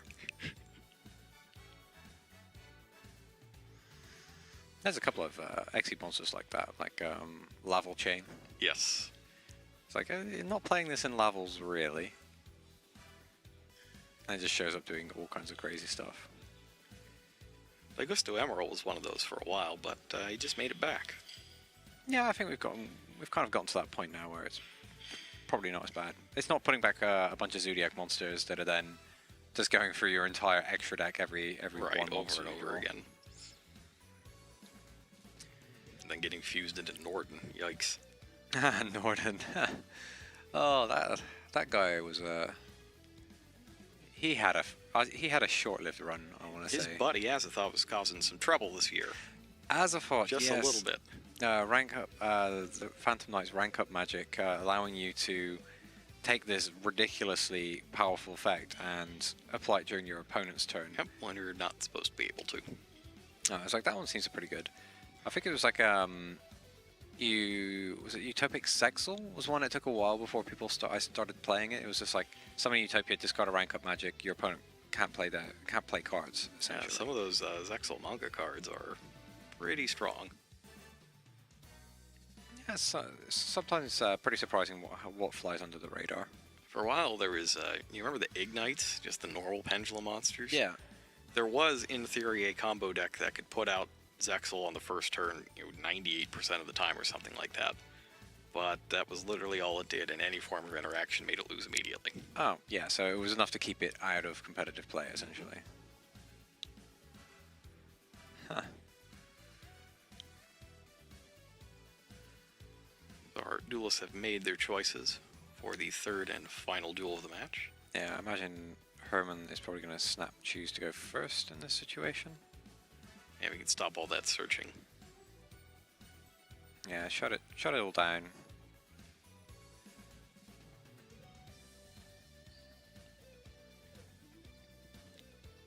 And Dakota's just making a couple of last-minute changes. Making sure he still has 15. That would be, that's the kind of mistake you don't want to make at the very end of round 5, is, submitting a 17-card side deck or something like that because you forgot to put 2 cards back in. Yeah, and then you end up in that awkward situation of getting a game loss, which would be just absolutely backbreaking at this point. I remember there was a technique, and they called it smoke screening, which is where you shuffled your whole side deck in, and then you just took 15 cards out, so your opponent had no idea. I was talking about that with Marcello earlier today. Yeah, you were? Yep. That kind of sort of fizzled out, right? I don't really see players doing it anymore. It's a lot of effort for very little gain. It's just part of those tiny little mind games that you're trying to play. It's just the gain on that is so small that I don't think it's really worth the effort anymore. Yeah. Especially when time really matters, and you can't just play lackadaisically and then get 5 more turns at the end of the match. Which you used to be able to do in the old days. Yeah, now things have really tightened up on that. Your time is just such a massive consideration. That's a monster heavy hand, but if you're going first... monster heavy is kind of the order of the day with a lot of these decks. Because most of these special summon effects are monsters. Yeah, that's true. You know which card I haven't seen that I don't know why they don't use it? Say Jinzo. It's obviously not Jinzo. No, it's not Jinzo. It's Gallus. Oh, Gallus. Gallus, the Star Beast. Star Beast. If you have a 37 monster deck, the chance of flipping a spell with that is so minuscule that it's practically free. Tom Rose actually played that in his Burning Abyss deck not too long ago that he won UK Nationals with. And that kind of, then we started seeing that popping up all over Europe. But that was really cool. That's kind of been a card that's always sort of floated around in these Monster Mash style decks. Mm-hmm. But that is interesting that we're at the 37 monster point and we're just not seeing. But I guess because it's not a light or a dark. It's true. It's Earth. Oh, and it looks like he's got the double here. He's got both Effect Veiler and Gamma. So he's able to negate both the Aloof Lupine and the Thunder Dragon Dark. But Herman's got the Dragon Hawk, able to bring back Dragon Dark and tribute that off for Colossus. And yeah, that's put him in a pretty difficult position, but he does still at least keep the Colossus to slow Dakota down. One draw could change this though. Arborea, Levianeer, Dragon Roar gets you absolutely nothing, but one card could change that in an instant. And he passes. Just hard passes. He's got Phantasmate. That's the new card. Double Phantasmate with an Effect Veiler. That's not a bad board position when you're dealing, what, 46 a turn? 28 and 18? Yeah, because this forces Dakota to actually he has to do something this turn. He's got Hawk, Roar, that's nothing. Is that a baby? White Wyvern Dragon Burster. Oh, Collapse Serpent would work. Arborea will not. He sets a card face down, he's got a block. Block off that damage. Thunder Dragon Matrix. That's some action. Draw. He's got her thinking, is there a way to get this done right now? I don't know that there is. Takes out Arborea, gets 18 more in. Now he just has to make it through one more turn without Dakota coming up with anything. Yeah, I think that's kind of a big ask for Dakota to pass 3 turns in a row. He picks up the Ascended to Thunder, which he can't play. He's below 3,000. Oh no, just 1 turn too late. He can't pay. Oh, that is really unfortunate. And there's a handshake. He has to pass back. And Herman is going to take that game down. Wow, that was really unfortunate for Dakota right there. So Herman is going to be progressing into the top 8 of the World Championship. He is absolutely in at this point. He's got enough wins. And Dakota Angeloff, it's not looking good. He's not out, but it's not looking good. So he'll be in the 3-win pool with all the other 3-win players, and it really just matters how many of them have a draw to get that extra point ahead of them. Yeah, that 1 point makes all the difference in this situation. So yeah, that's going to wrap it up for Swiss for the TCG. Yeah, so I guess we've got one more round to cast today for myself and you. Regular and TCG. Yeah, and stay with us for some more dueling action. We'll be right back.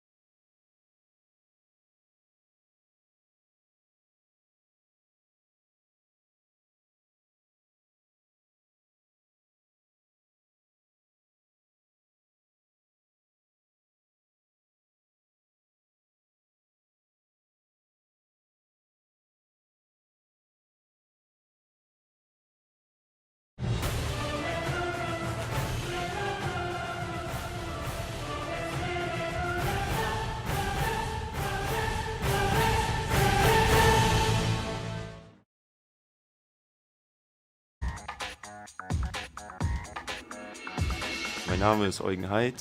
Bei Duelings heiße ich auch Eugen. Ich bin in Russland geboren, wohne in Deutschland.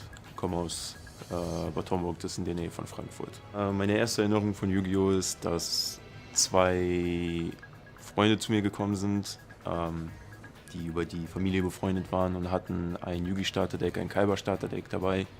Und das ist so der erste Kontakt, den ich mit Yu-Gi-Oh! Hatte. Und dann habe ich kurz darauf später selber angefangen zu spielen, habe mir das Kaiba Starterdeck geholt. Ich bin, denke ich mal, ich weiß nicht, ich bin keine bestimmte Person, ich bin hauptsächlich ruhig, wenn ich die Leute, von denen ich umgeben bin, noch kaum kenne. Ansonsten bin ich eher eine witzige Person und sehr offen, wenn ich die Leute dann näher kenne, aber am Anfang bin ich noch relativ schüchtern. Meine größte Herausforderung an dem Wochenende wird wahrscheinlich, also war und wird die Fahrt sein, weil die 5-6 Stunden dauert. Ich der Fahrer bin, das ein bisschen anstrengend ist. Meine liebste Erinnerung an das Spiel ist, dass ich 2014 die Europameisterschaft in Amsterdam gewonnen habe. Außerhalb von Yu-Gi-Oh! Mag ich es noch, mich mit Freunden zu treffen und generell andere Kartenspiele zu spielen, andere Spiele und rauszugehen. Manchmal. 僕の名前は小林と言います。僕はずっと攻撃力が高いモンスターが強いと思っていたんですが、ガジェットというデッキがありまして、でそのガジェットに当たった時、低い攻撃力ながら、蹂躙されまして、それがすごく記憶に残っています。今でも。今がちょうど大学院生なんですけど、ちょうど修士論文の中間発表がありまして、それはすごくチャレンジングでした。僕の一番今までで良かった思い出は、やっぱりこの大会に来れるのを決めた大会で、やっぱりこの大会に出るっていうことをずっと目標に子供の頃から思ってて、でそういう人もやっぱり周りにはたくさんいて、でもその中でやっぱり運よくここに来れるきっかけを得られたことが、僕はやっぱり一番のいうようないい思い出ですかね。各地でっていうんですかね。ウィンドサーフィンがすごく好きで、よく外に出てやってますね。やっぱりこうウィンドサーフィンも遊戯王もすごく似ていて、やっぱり考えて勝つっていうところがすごく似通ってる気がしますかね。Welcome back to the coverage of the 2019 World Championship in Berlin. We are here with the last round for today of Duel Links. It has been a lot of action. This is round 9, so yeah, it has been quite a few duels for these guys, and we have got a very exciting one for everyone watching. It is Shuei Kobayashi against a familiar face for the TCG, Eugenite.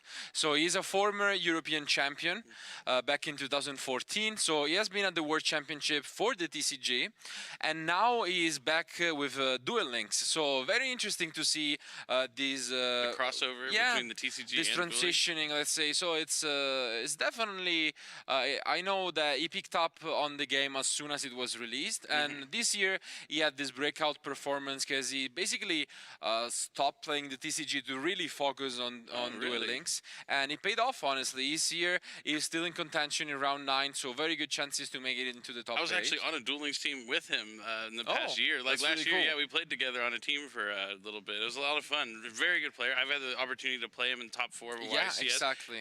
Excellent duelist. I'm excited to see some high-level gameplay here. I think the game is about ready, and the duelists are about to shuffle up their virtual decks. And let's jump into round 9, the last round of Swiss for Yu-Gi-Oh! Duel Links.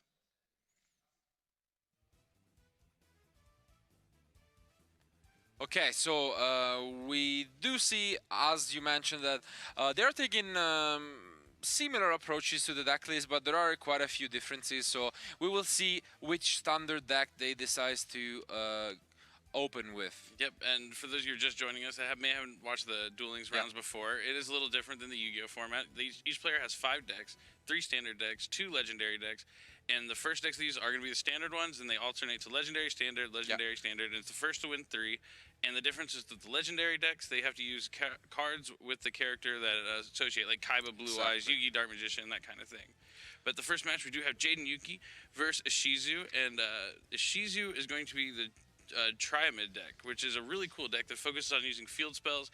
They have 3 different monsters, one that gives you an additional normal summon, one that pumps your monsters up, and another one that recycles your field spells. Well, they all recycle your field spells during your opponent's turn. Yeah, while for Jaden, we have the 6 Samurai deck that we have previously seen in the last round. Of course, being very strong here, but he will have to go second at this point and try and fight back what Eugen is doing. Do you think the die roll is important in this matchup? Oh, it's huge, yeah. Having the Trimids go first is a big deal because they get the field spell set up. And he didn't open up with Hunter or Master, which is the ones you usually want to open up, but Dancer is going to be good here. It's the one that will boost up attacks, at least, or boost up the defense. Okay, but we do see the United. Oh, okay. He has the Fuma, and on top of that, the legendary skill. So let's see. He can get at least the draws, and he's probably gonna go and fish for some removal, which is great. So certainly. Oh, but Treacherous Trapple is flipped there. It's huge, yeah. It's going to be able to destroy the 6 Samurais, but the Fuma will be able to special summon a 6 Samurai from their deck. Yeah. Still, there's a lot, and here, those 2 draws are going to be key for Shuhei. Oh, wow, he plays Kizaru. So Kizaru, when it's special summoned, you get to search your deck for 6 Samurai cards based upon the number of different attributes you have on the field. So since he has 1, he'll be able to search his deck for a 6 Samurai card. Probably going to get maybe the legendary 6 Samurai Kizan. Yeah, pretty good. Nope, just going to get an Inishi. Maybe he already has it, or there's a good chance he will draw into it regardless, so let's see. Yeah, 2 cards with only 20 cards in your deck, that's a huge draw, especially after thinning it out a little bit. That's the thing. It's if Pot of Greed is usually good, it's even more with half the size of a deck. So. Oh yeah, most definitely. So it seems like he's thinking about it, which means he must have a few options here. Let's see where Kobayashi goes from here. Okay, he does go for the... Yep, he did have, you recalled it, yeah, he did already have the Kizan, so he didn't need to search another one. Even though he could have 2 Kizans, and then the attacks would get boosted, but he's going to use the Ties that Bind, so each monster gains 100 attack for each monster on his side of the field. So they get a 2021 respectively. So he gets to attack the Dancer. The Dancer is probably going to use its effect to switch out the field spells. So let's see. We do see the Trimate Dancer effect being used to switch the field spells to the Cruiser, and so he's going to take that 1400, and the Dancer's going to, like I said, it's not the best of starts here. absolutely not the one monster you want to see, and here he's going to go very low, only 500 life points left. I mean, if you're wondering what skill he's using with the Shizu, is the balance dual skill, which as long as you play 6 spells, 6 monsters, and 6 traps of each, you get a balanced hand to like draw. You'll draw like 1 monster, 2 traps, and a spell. It that's kind of really cool. Yeah, it kind of like helps your consistency. Ooh. And he does pick up the Hunter, so now we get some life points back with the Cruiser, and it's huge. Definitely one of the best throws he could have got. But Shuhei flips. So let's see. You see the Trimate Pulse. Trimate Pulse is a big reason why this deck is so good. It's just a continuous trap that you can constantly banish rocks to either destroy cards, special summon monsters from your graveyard. Yeah. It's a fantastic card. And here we see War Legacy Clash. You can banish one of these monsters to reduce his opponent attack, and on top of that, he just goes and chains the dual wield, which is going to allow him to bounce 2 cards back to his hand, so he's trying to clear his entire board. Trimans, they need their opponent they need to have cards on the field during their opponent's turn to be able to do anything. So he's trying to completely disrupt that, but he does have the pulse, which is huge. It's one of the best cards. So Clash by far. So Clash summons back because it banishes until the end phase, but now is looking like with no field spell, no trap card set. It's pretty much Shuei's game, but let's just wait and see this. He's gonna have to summon. He wants to summon enough monsters to be able to play around Sphere Creep, I suppose. But he knows the cards in his hand because he bounced. We did know about them, the Inishi as well, which was searched last turn. So he will get a draw and use the skill once more to boost everyone by 100 for each monster. So. So a quick game here goes to Kobayashi. Absolutely. Sometimes the dueling games are a lot back and forth. Sometimes they're just wham bam. You didn't draw very well. I did. Here you go. So definitely gotta feel different for Eugen because it's such a different game. Like there are a few things in common, but especially the life points matter so much more in such a game. And a lot of cards are way better because the life points are less. Just being able to do something that equals 4,000 is just huge. Yeah. And I'm impressed he found even the strength to just transition from one game to the other. Unfortunately, he loses this first one, but now we're gonna move on to the legendary decks. It is gonna be Yugi for both of them, even though let's take a quick look at what their approach to the deck is. So I think they're both playing the 30 magnets, cards. That grass looks greener, so the grass won't look greener for either of them since they both have so many cards in their deck. Yeah. But magnets are very, very good. One of, if not the best deck right now. Absolutely. Again, flashbacks to TCG events and to YCS Prague, where the Glass Look Trainer was so popular, and there was the insane back-to-back finals with you and Joshua Smith, which was just ridiculous to it was watch. So crazy. Yeah. Can't believe that happened yet. It's one of the best stories I've ever read in the game, and just like there, the Glass Look Trainer is not useful at all in a mirror match. So no, you just gotta throw it face down. So now Gamma's gonna come down, and when Gamma summon, he's gonna be able to special summon a Magnet Warrior from his hand, and he's gonna summon Alpha. And when Alpha summon, it lets him search the deck for a level 8 Magnet Warrior and add it to his hand. So he's gonna go ahead and grab Berserkion. Berserkion is insane. You just have to banish the 3 Magnet Warriors, special summon from your hand, and he can destroy up to 2 cards per turn.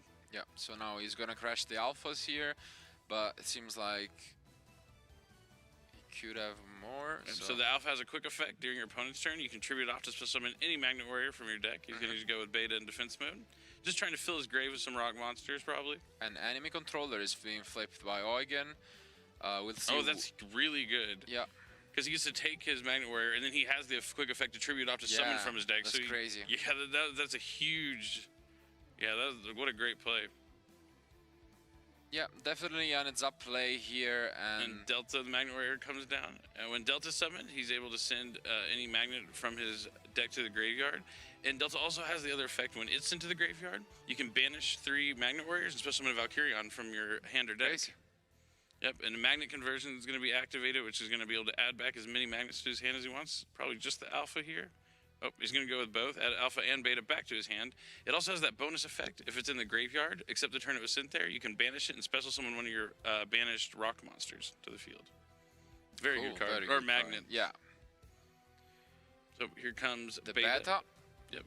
And Beta's going to be able to search for, looks like Gamma, just filling his hand with all the rocks that he can so he can get his Berserkion on. Oh, and that's what he's going for, yeah. Yep, here comes Berserkion. It's kind of like ABC Dragon Buster, but with the Magnet Warriors instead. They came out at the same time with the starter decks, actually. Exactly. So Berserkion's effect, you can banish the rock to destroy the face down.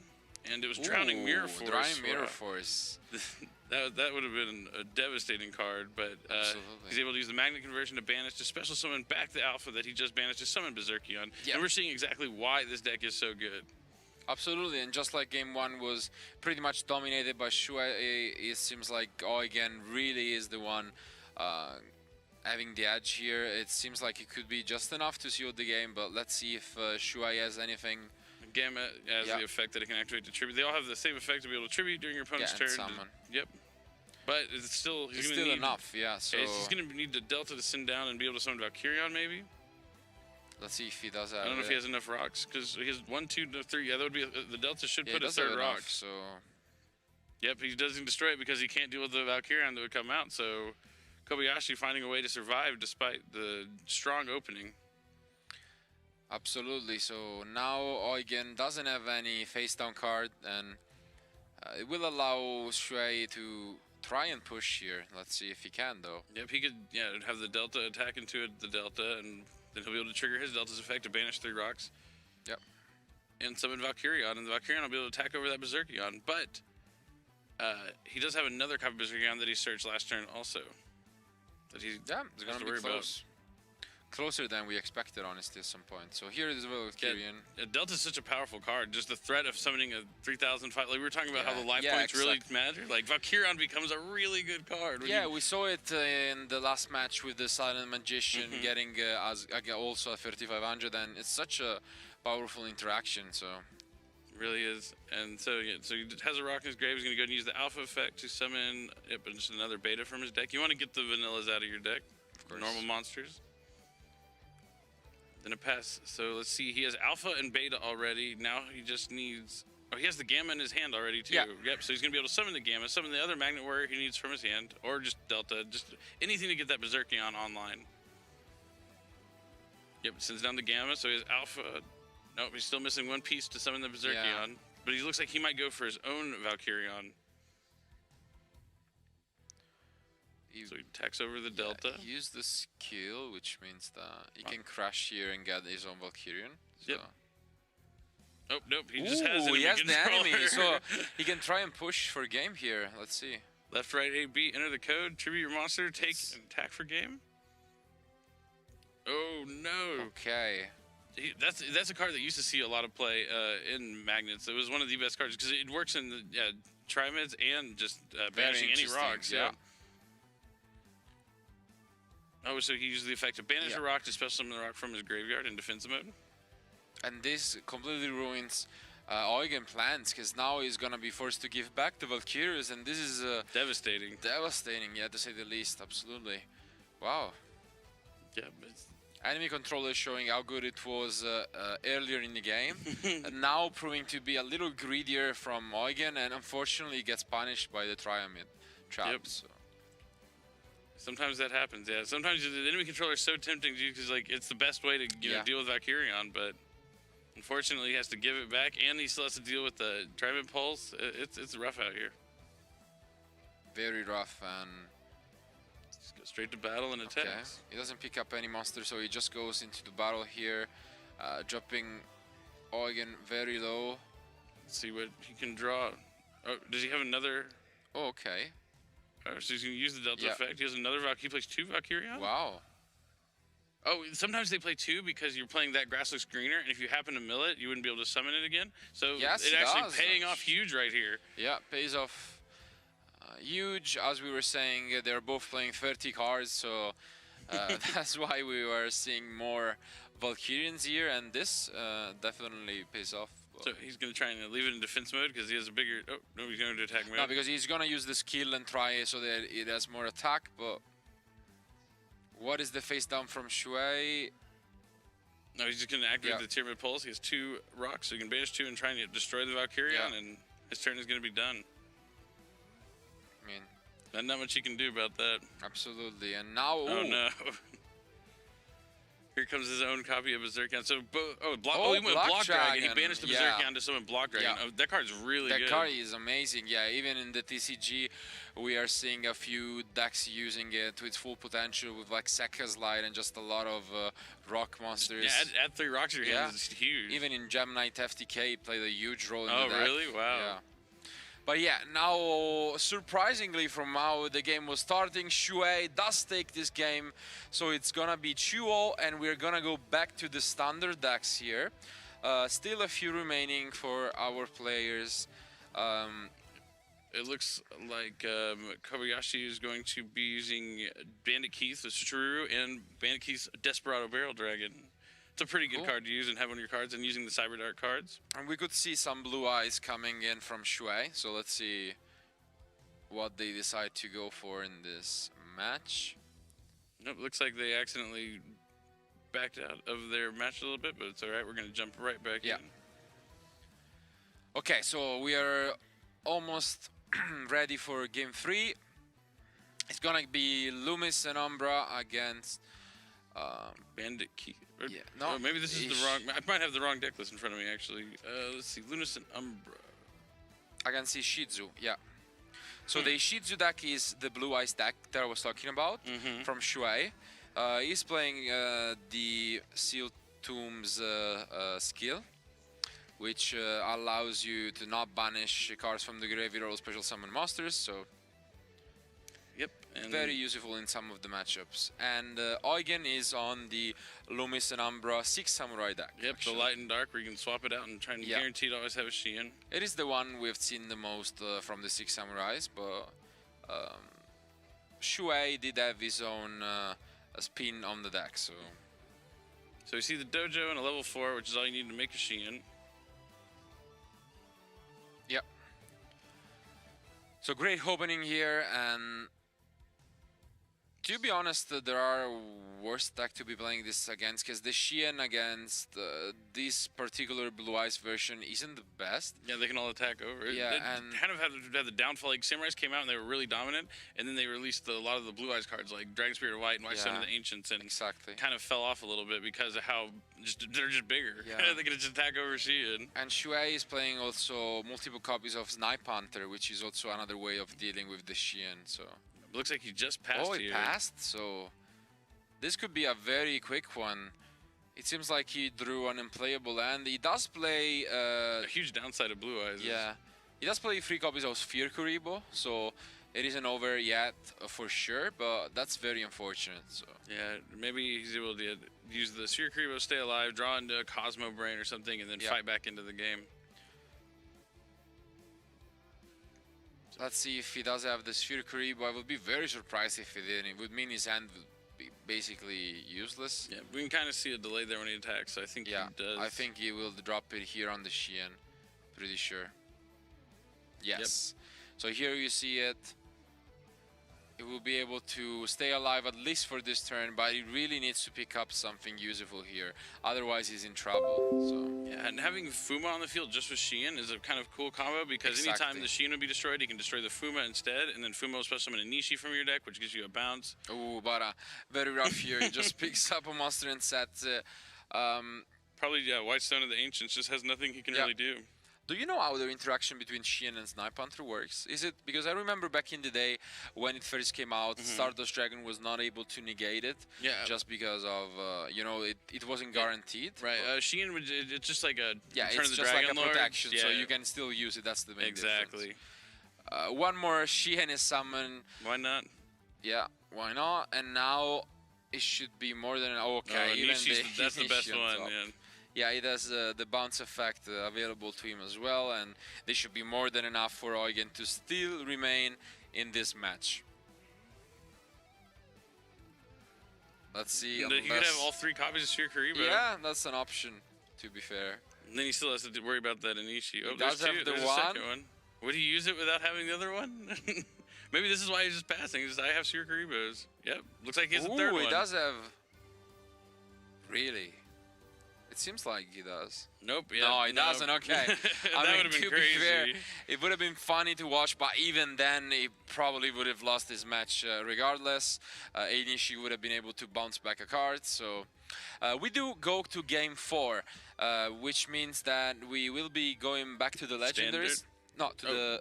This was the legendary. Oh, this was the standard, right? This wasn't the standard. So we go That's back why to the I got legendary. Okay, now we're going to see the Desperado, the Exactly. Dragon deck. So I skipped ahead and thought we were already in this. No worries. The legendary decks.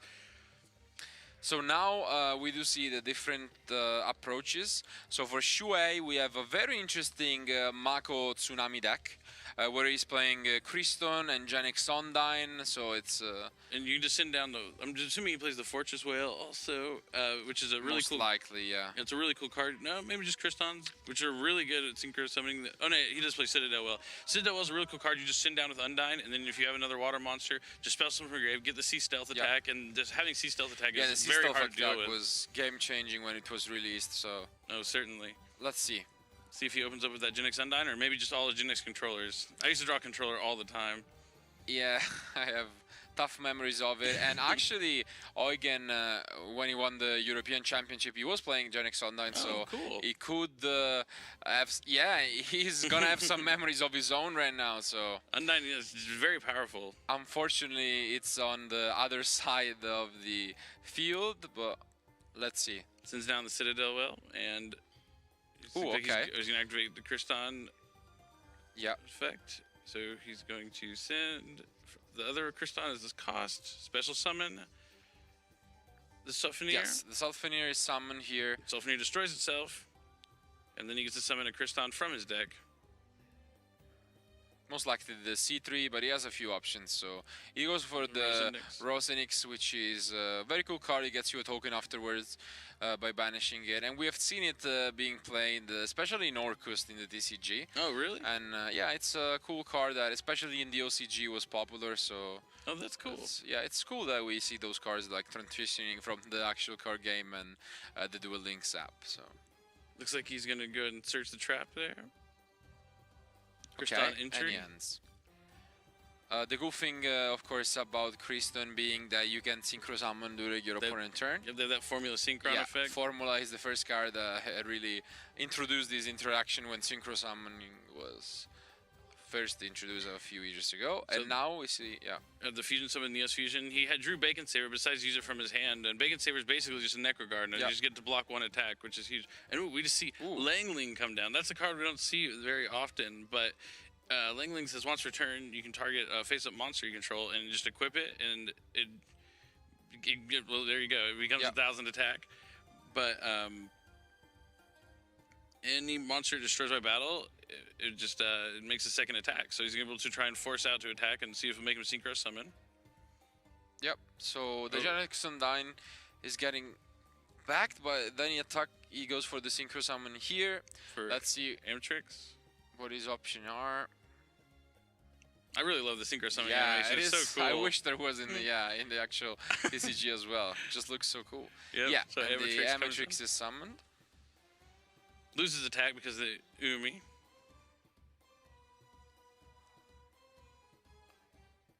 Or gains, and sorry, it gains. Seems like Eugen passed, I believe. Yeah, the Amatrix just puts the Elemental Hero into defense mode.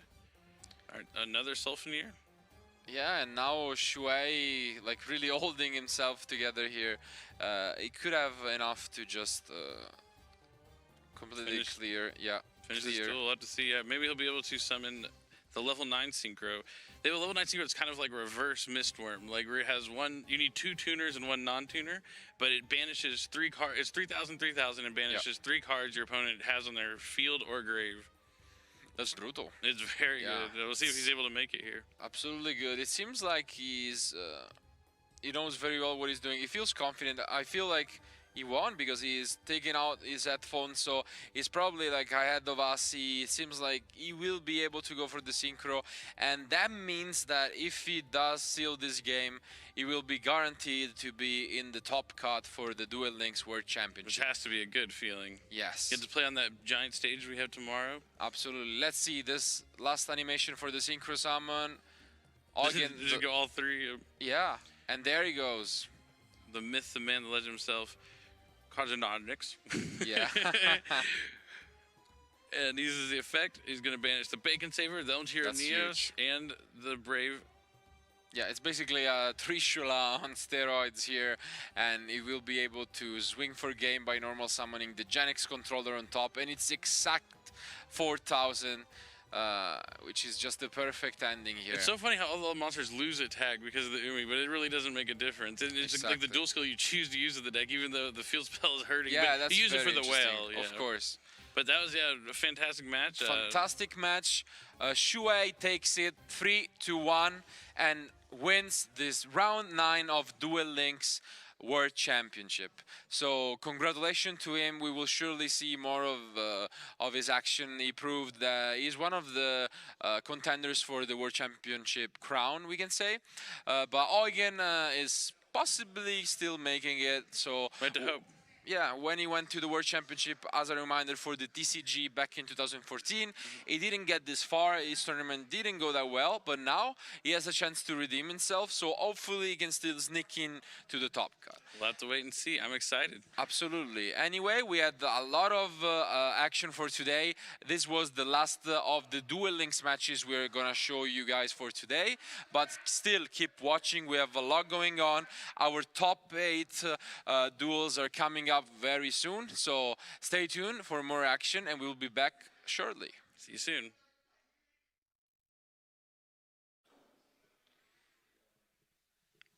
Hello everyone, and welcome to the closing part of day 1 of the World Championships 2019 here in Berlin. What a day we have had, Jerome. It's been pretty action-packed. Oh, Seen yeah. some amazing things, huge comebacks, great turnarounds, and just fantastic play from all of our competitors. Yeah, across all 3 of the games as well. It's been really, really fun to watch. We'll give you a quick rundown of the top 8 from the tournaments when you can catch those games tomorrow. In the Dragon Duel, we have Hikaru Katara. He's going to be facing off against Sang In Sun. We have Takuma Atsuka versus Victor Elfono Gonzalez. We have Jacob Elson versus Vitris Kroll. And Eric Toppel versus Diego Orlando Romero Hernandez. And that will be the top 8 for Dragon Duel. Couple of excellent games due on for them. For the all ages bracket, we have Dakota Angeloff. He made it in. Made it in. He made it in. The We weren't only sure. one with 9 points to make it in. His dream is still alive, and he's facing off against UK's Jake Quincy, who was the first after Swiss. So that should be a really interesting match. And I think he came in at 13 points, like 4 wins and a draw. Yeah, it was. I don't think he lost in Swiss, so that's a really strong performance from Jake. Herman Hansen is going to be facing off against Ko Kozaka. Samir Bashir, he's made it into the top 8, and he's facing off against a previous world champion who also made it into the top 8. Nice. Chi Chang Wang. And Angel Fernandez will be facing off against Kohi Tsukimitsu. And that will be our all-age bracket top 8. And then for Duel Links, we have Andy Sang. He's going to be facing off against Takuma Matsumura of Japan. Then we have Takehiro Hamada, last year's world champion.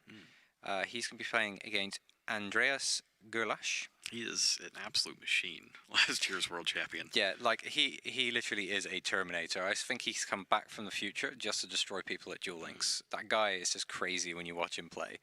I think on the stream, one of the games we casted, he lost a legendary duelist game, and it's like, yeah, fair enough. And then whenever he got to play the decks, like the standard decks, it was just crazy amount of control on those over those games.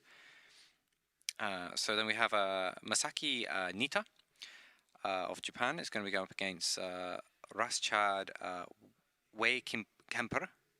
Sorry, I do apologize. My German is not that good. Then we also have Rafael Jose Rodriguez de Sosa facing off against Shuhei Kotsubashi of Japan. And that is our full list of cross the tournaments. All right. So that's incredible stuff. After this, we are actually doing a rebroadcast of the entire tournament. So if you are just waking up and going, oh no, we missed the whole thing, you've got a chance to catch it all the way from the beginning. And then join us tomorrow for the remaining duels, the top 8, and we figure out who is going to be the world champion of our 3 categories. And we have an awesome live show for you as well coming up. Yes, really looking forward to that. Do you have any closing thoughts or remarks you'd like to make before we sign off for today? No, I'm feeling good. This has been a great World Championship so far. A lot of high-level play, a lot of great deck choices, and interesting ways to do things that maybe even I never thought of, like the Dragon Duelist playing True Draco with no diagram and doing pretty well. Yeah, that's actually crazy. I remember you were telling me, it's like that's the most impressive thing I've seen all day, I think, is that deck. It's like, hold on. No diagram. Yep. Not at all. No diagram. Masterpiece obviously out. Yeah, Masterpiece. That was a fun card. Well, maybe the anti-fun card, but we've got all that and more coming up for you tomorrow. So guys, stay with us, and we look forward to having you one more time for the World Championship 2019. See you in a few.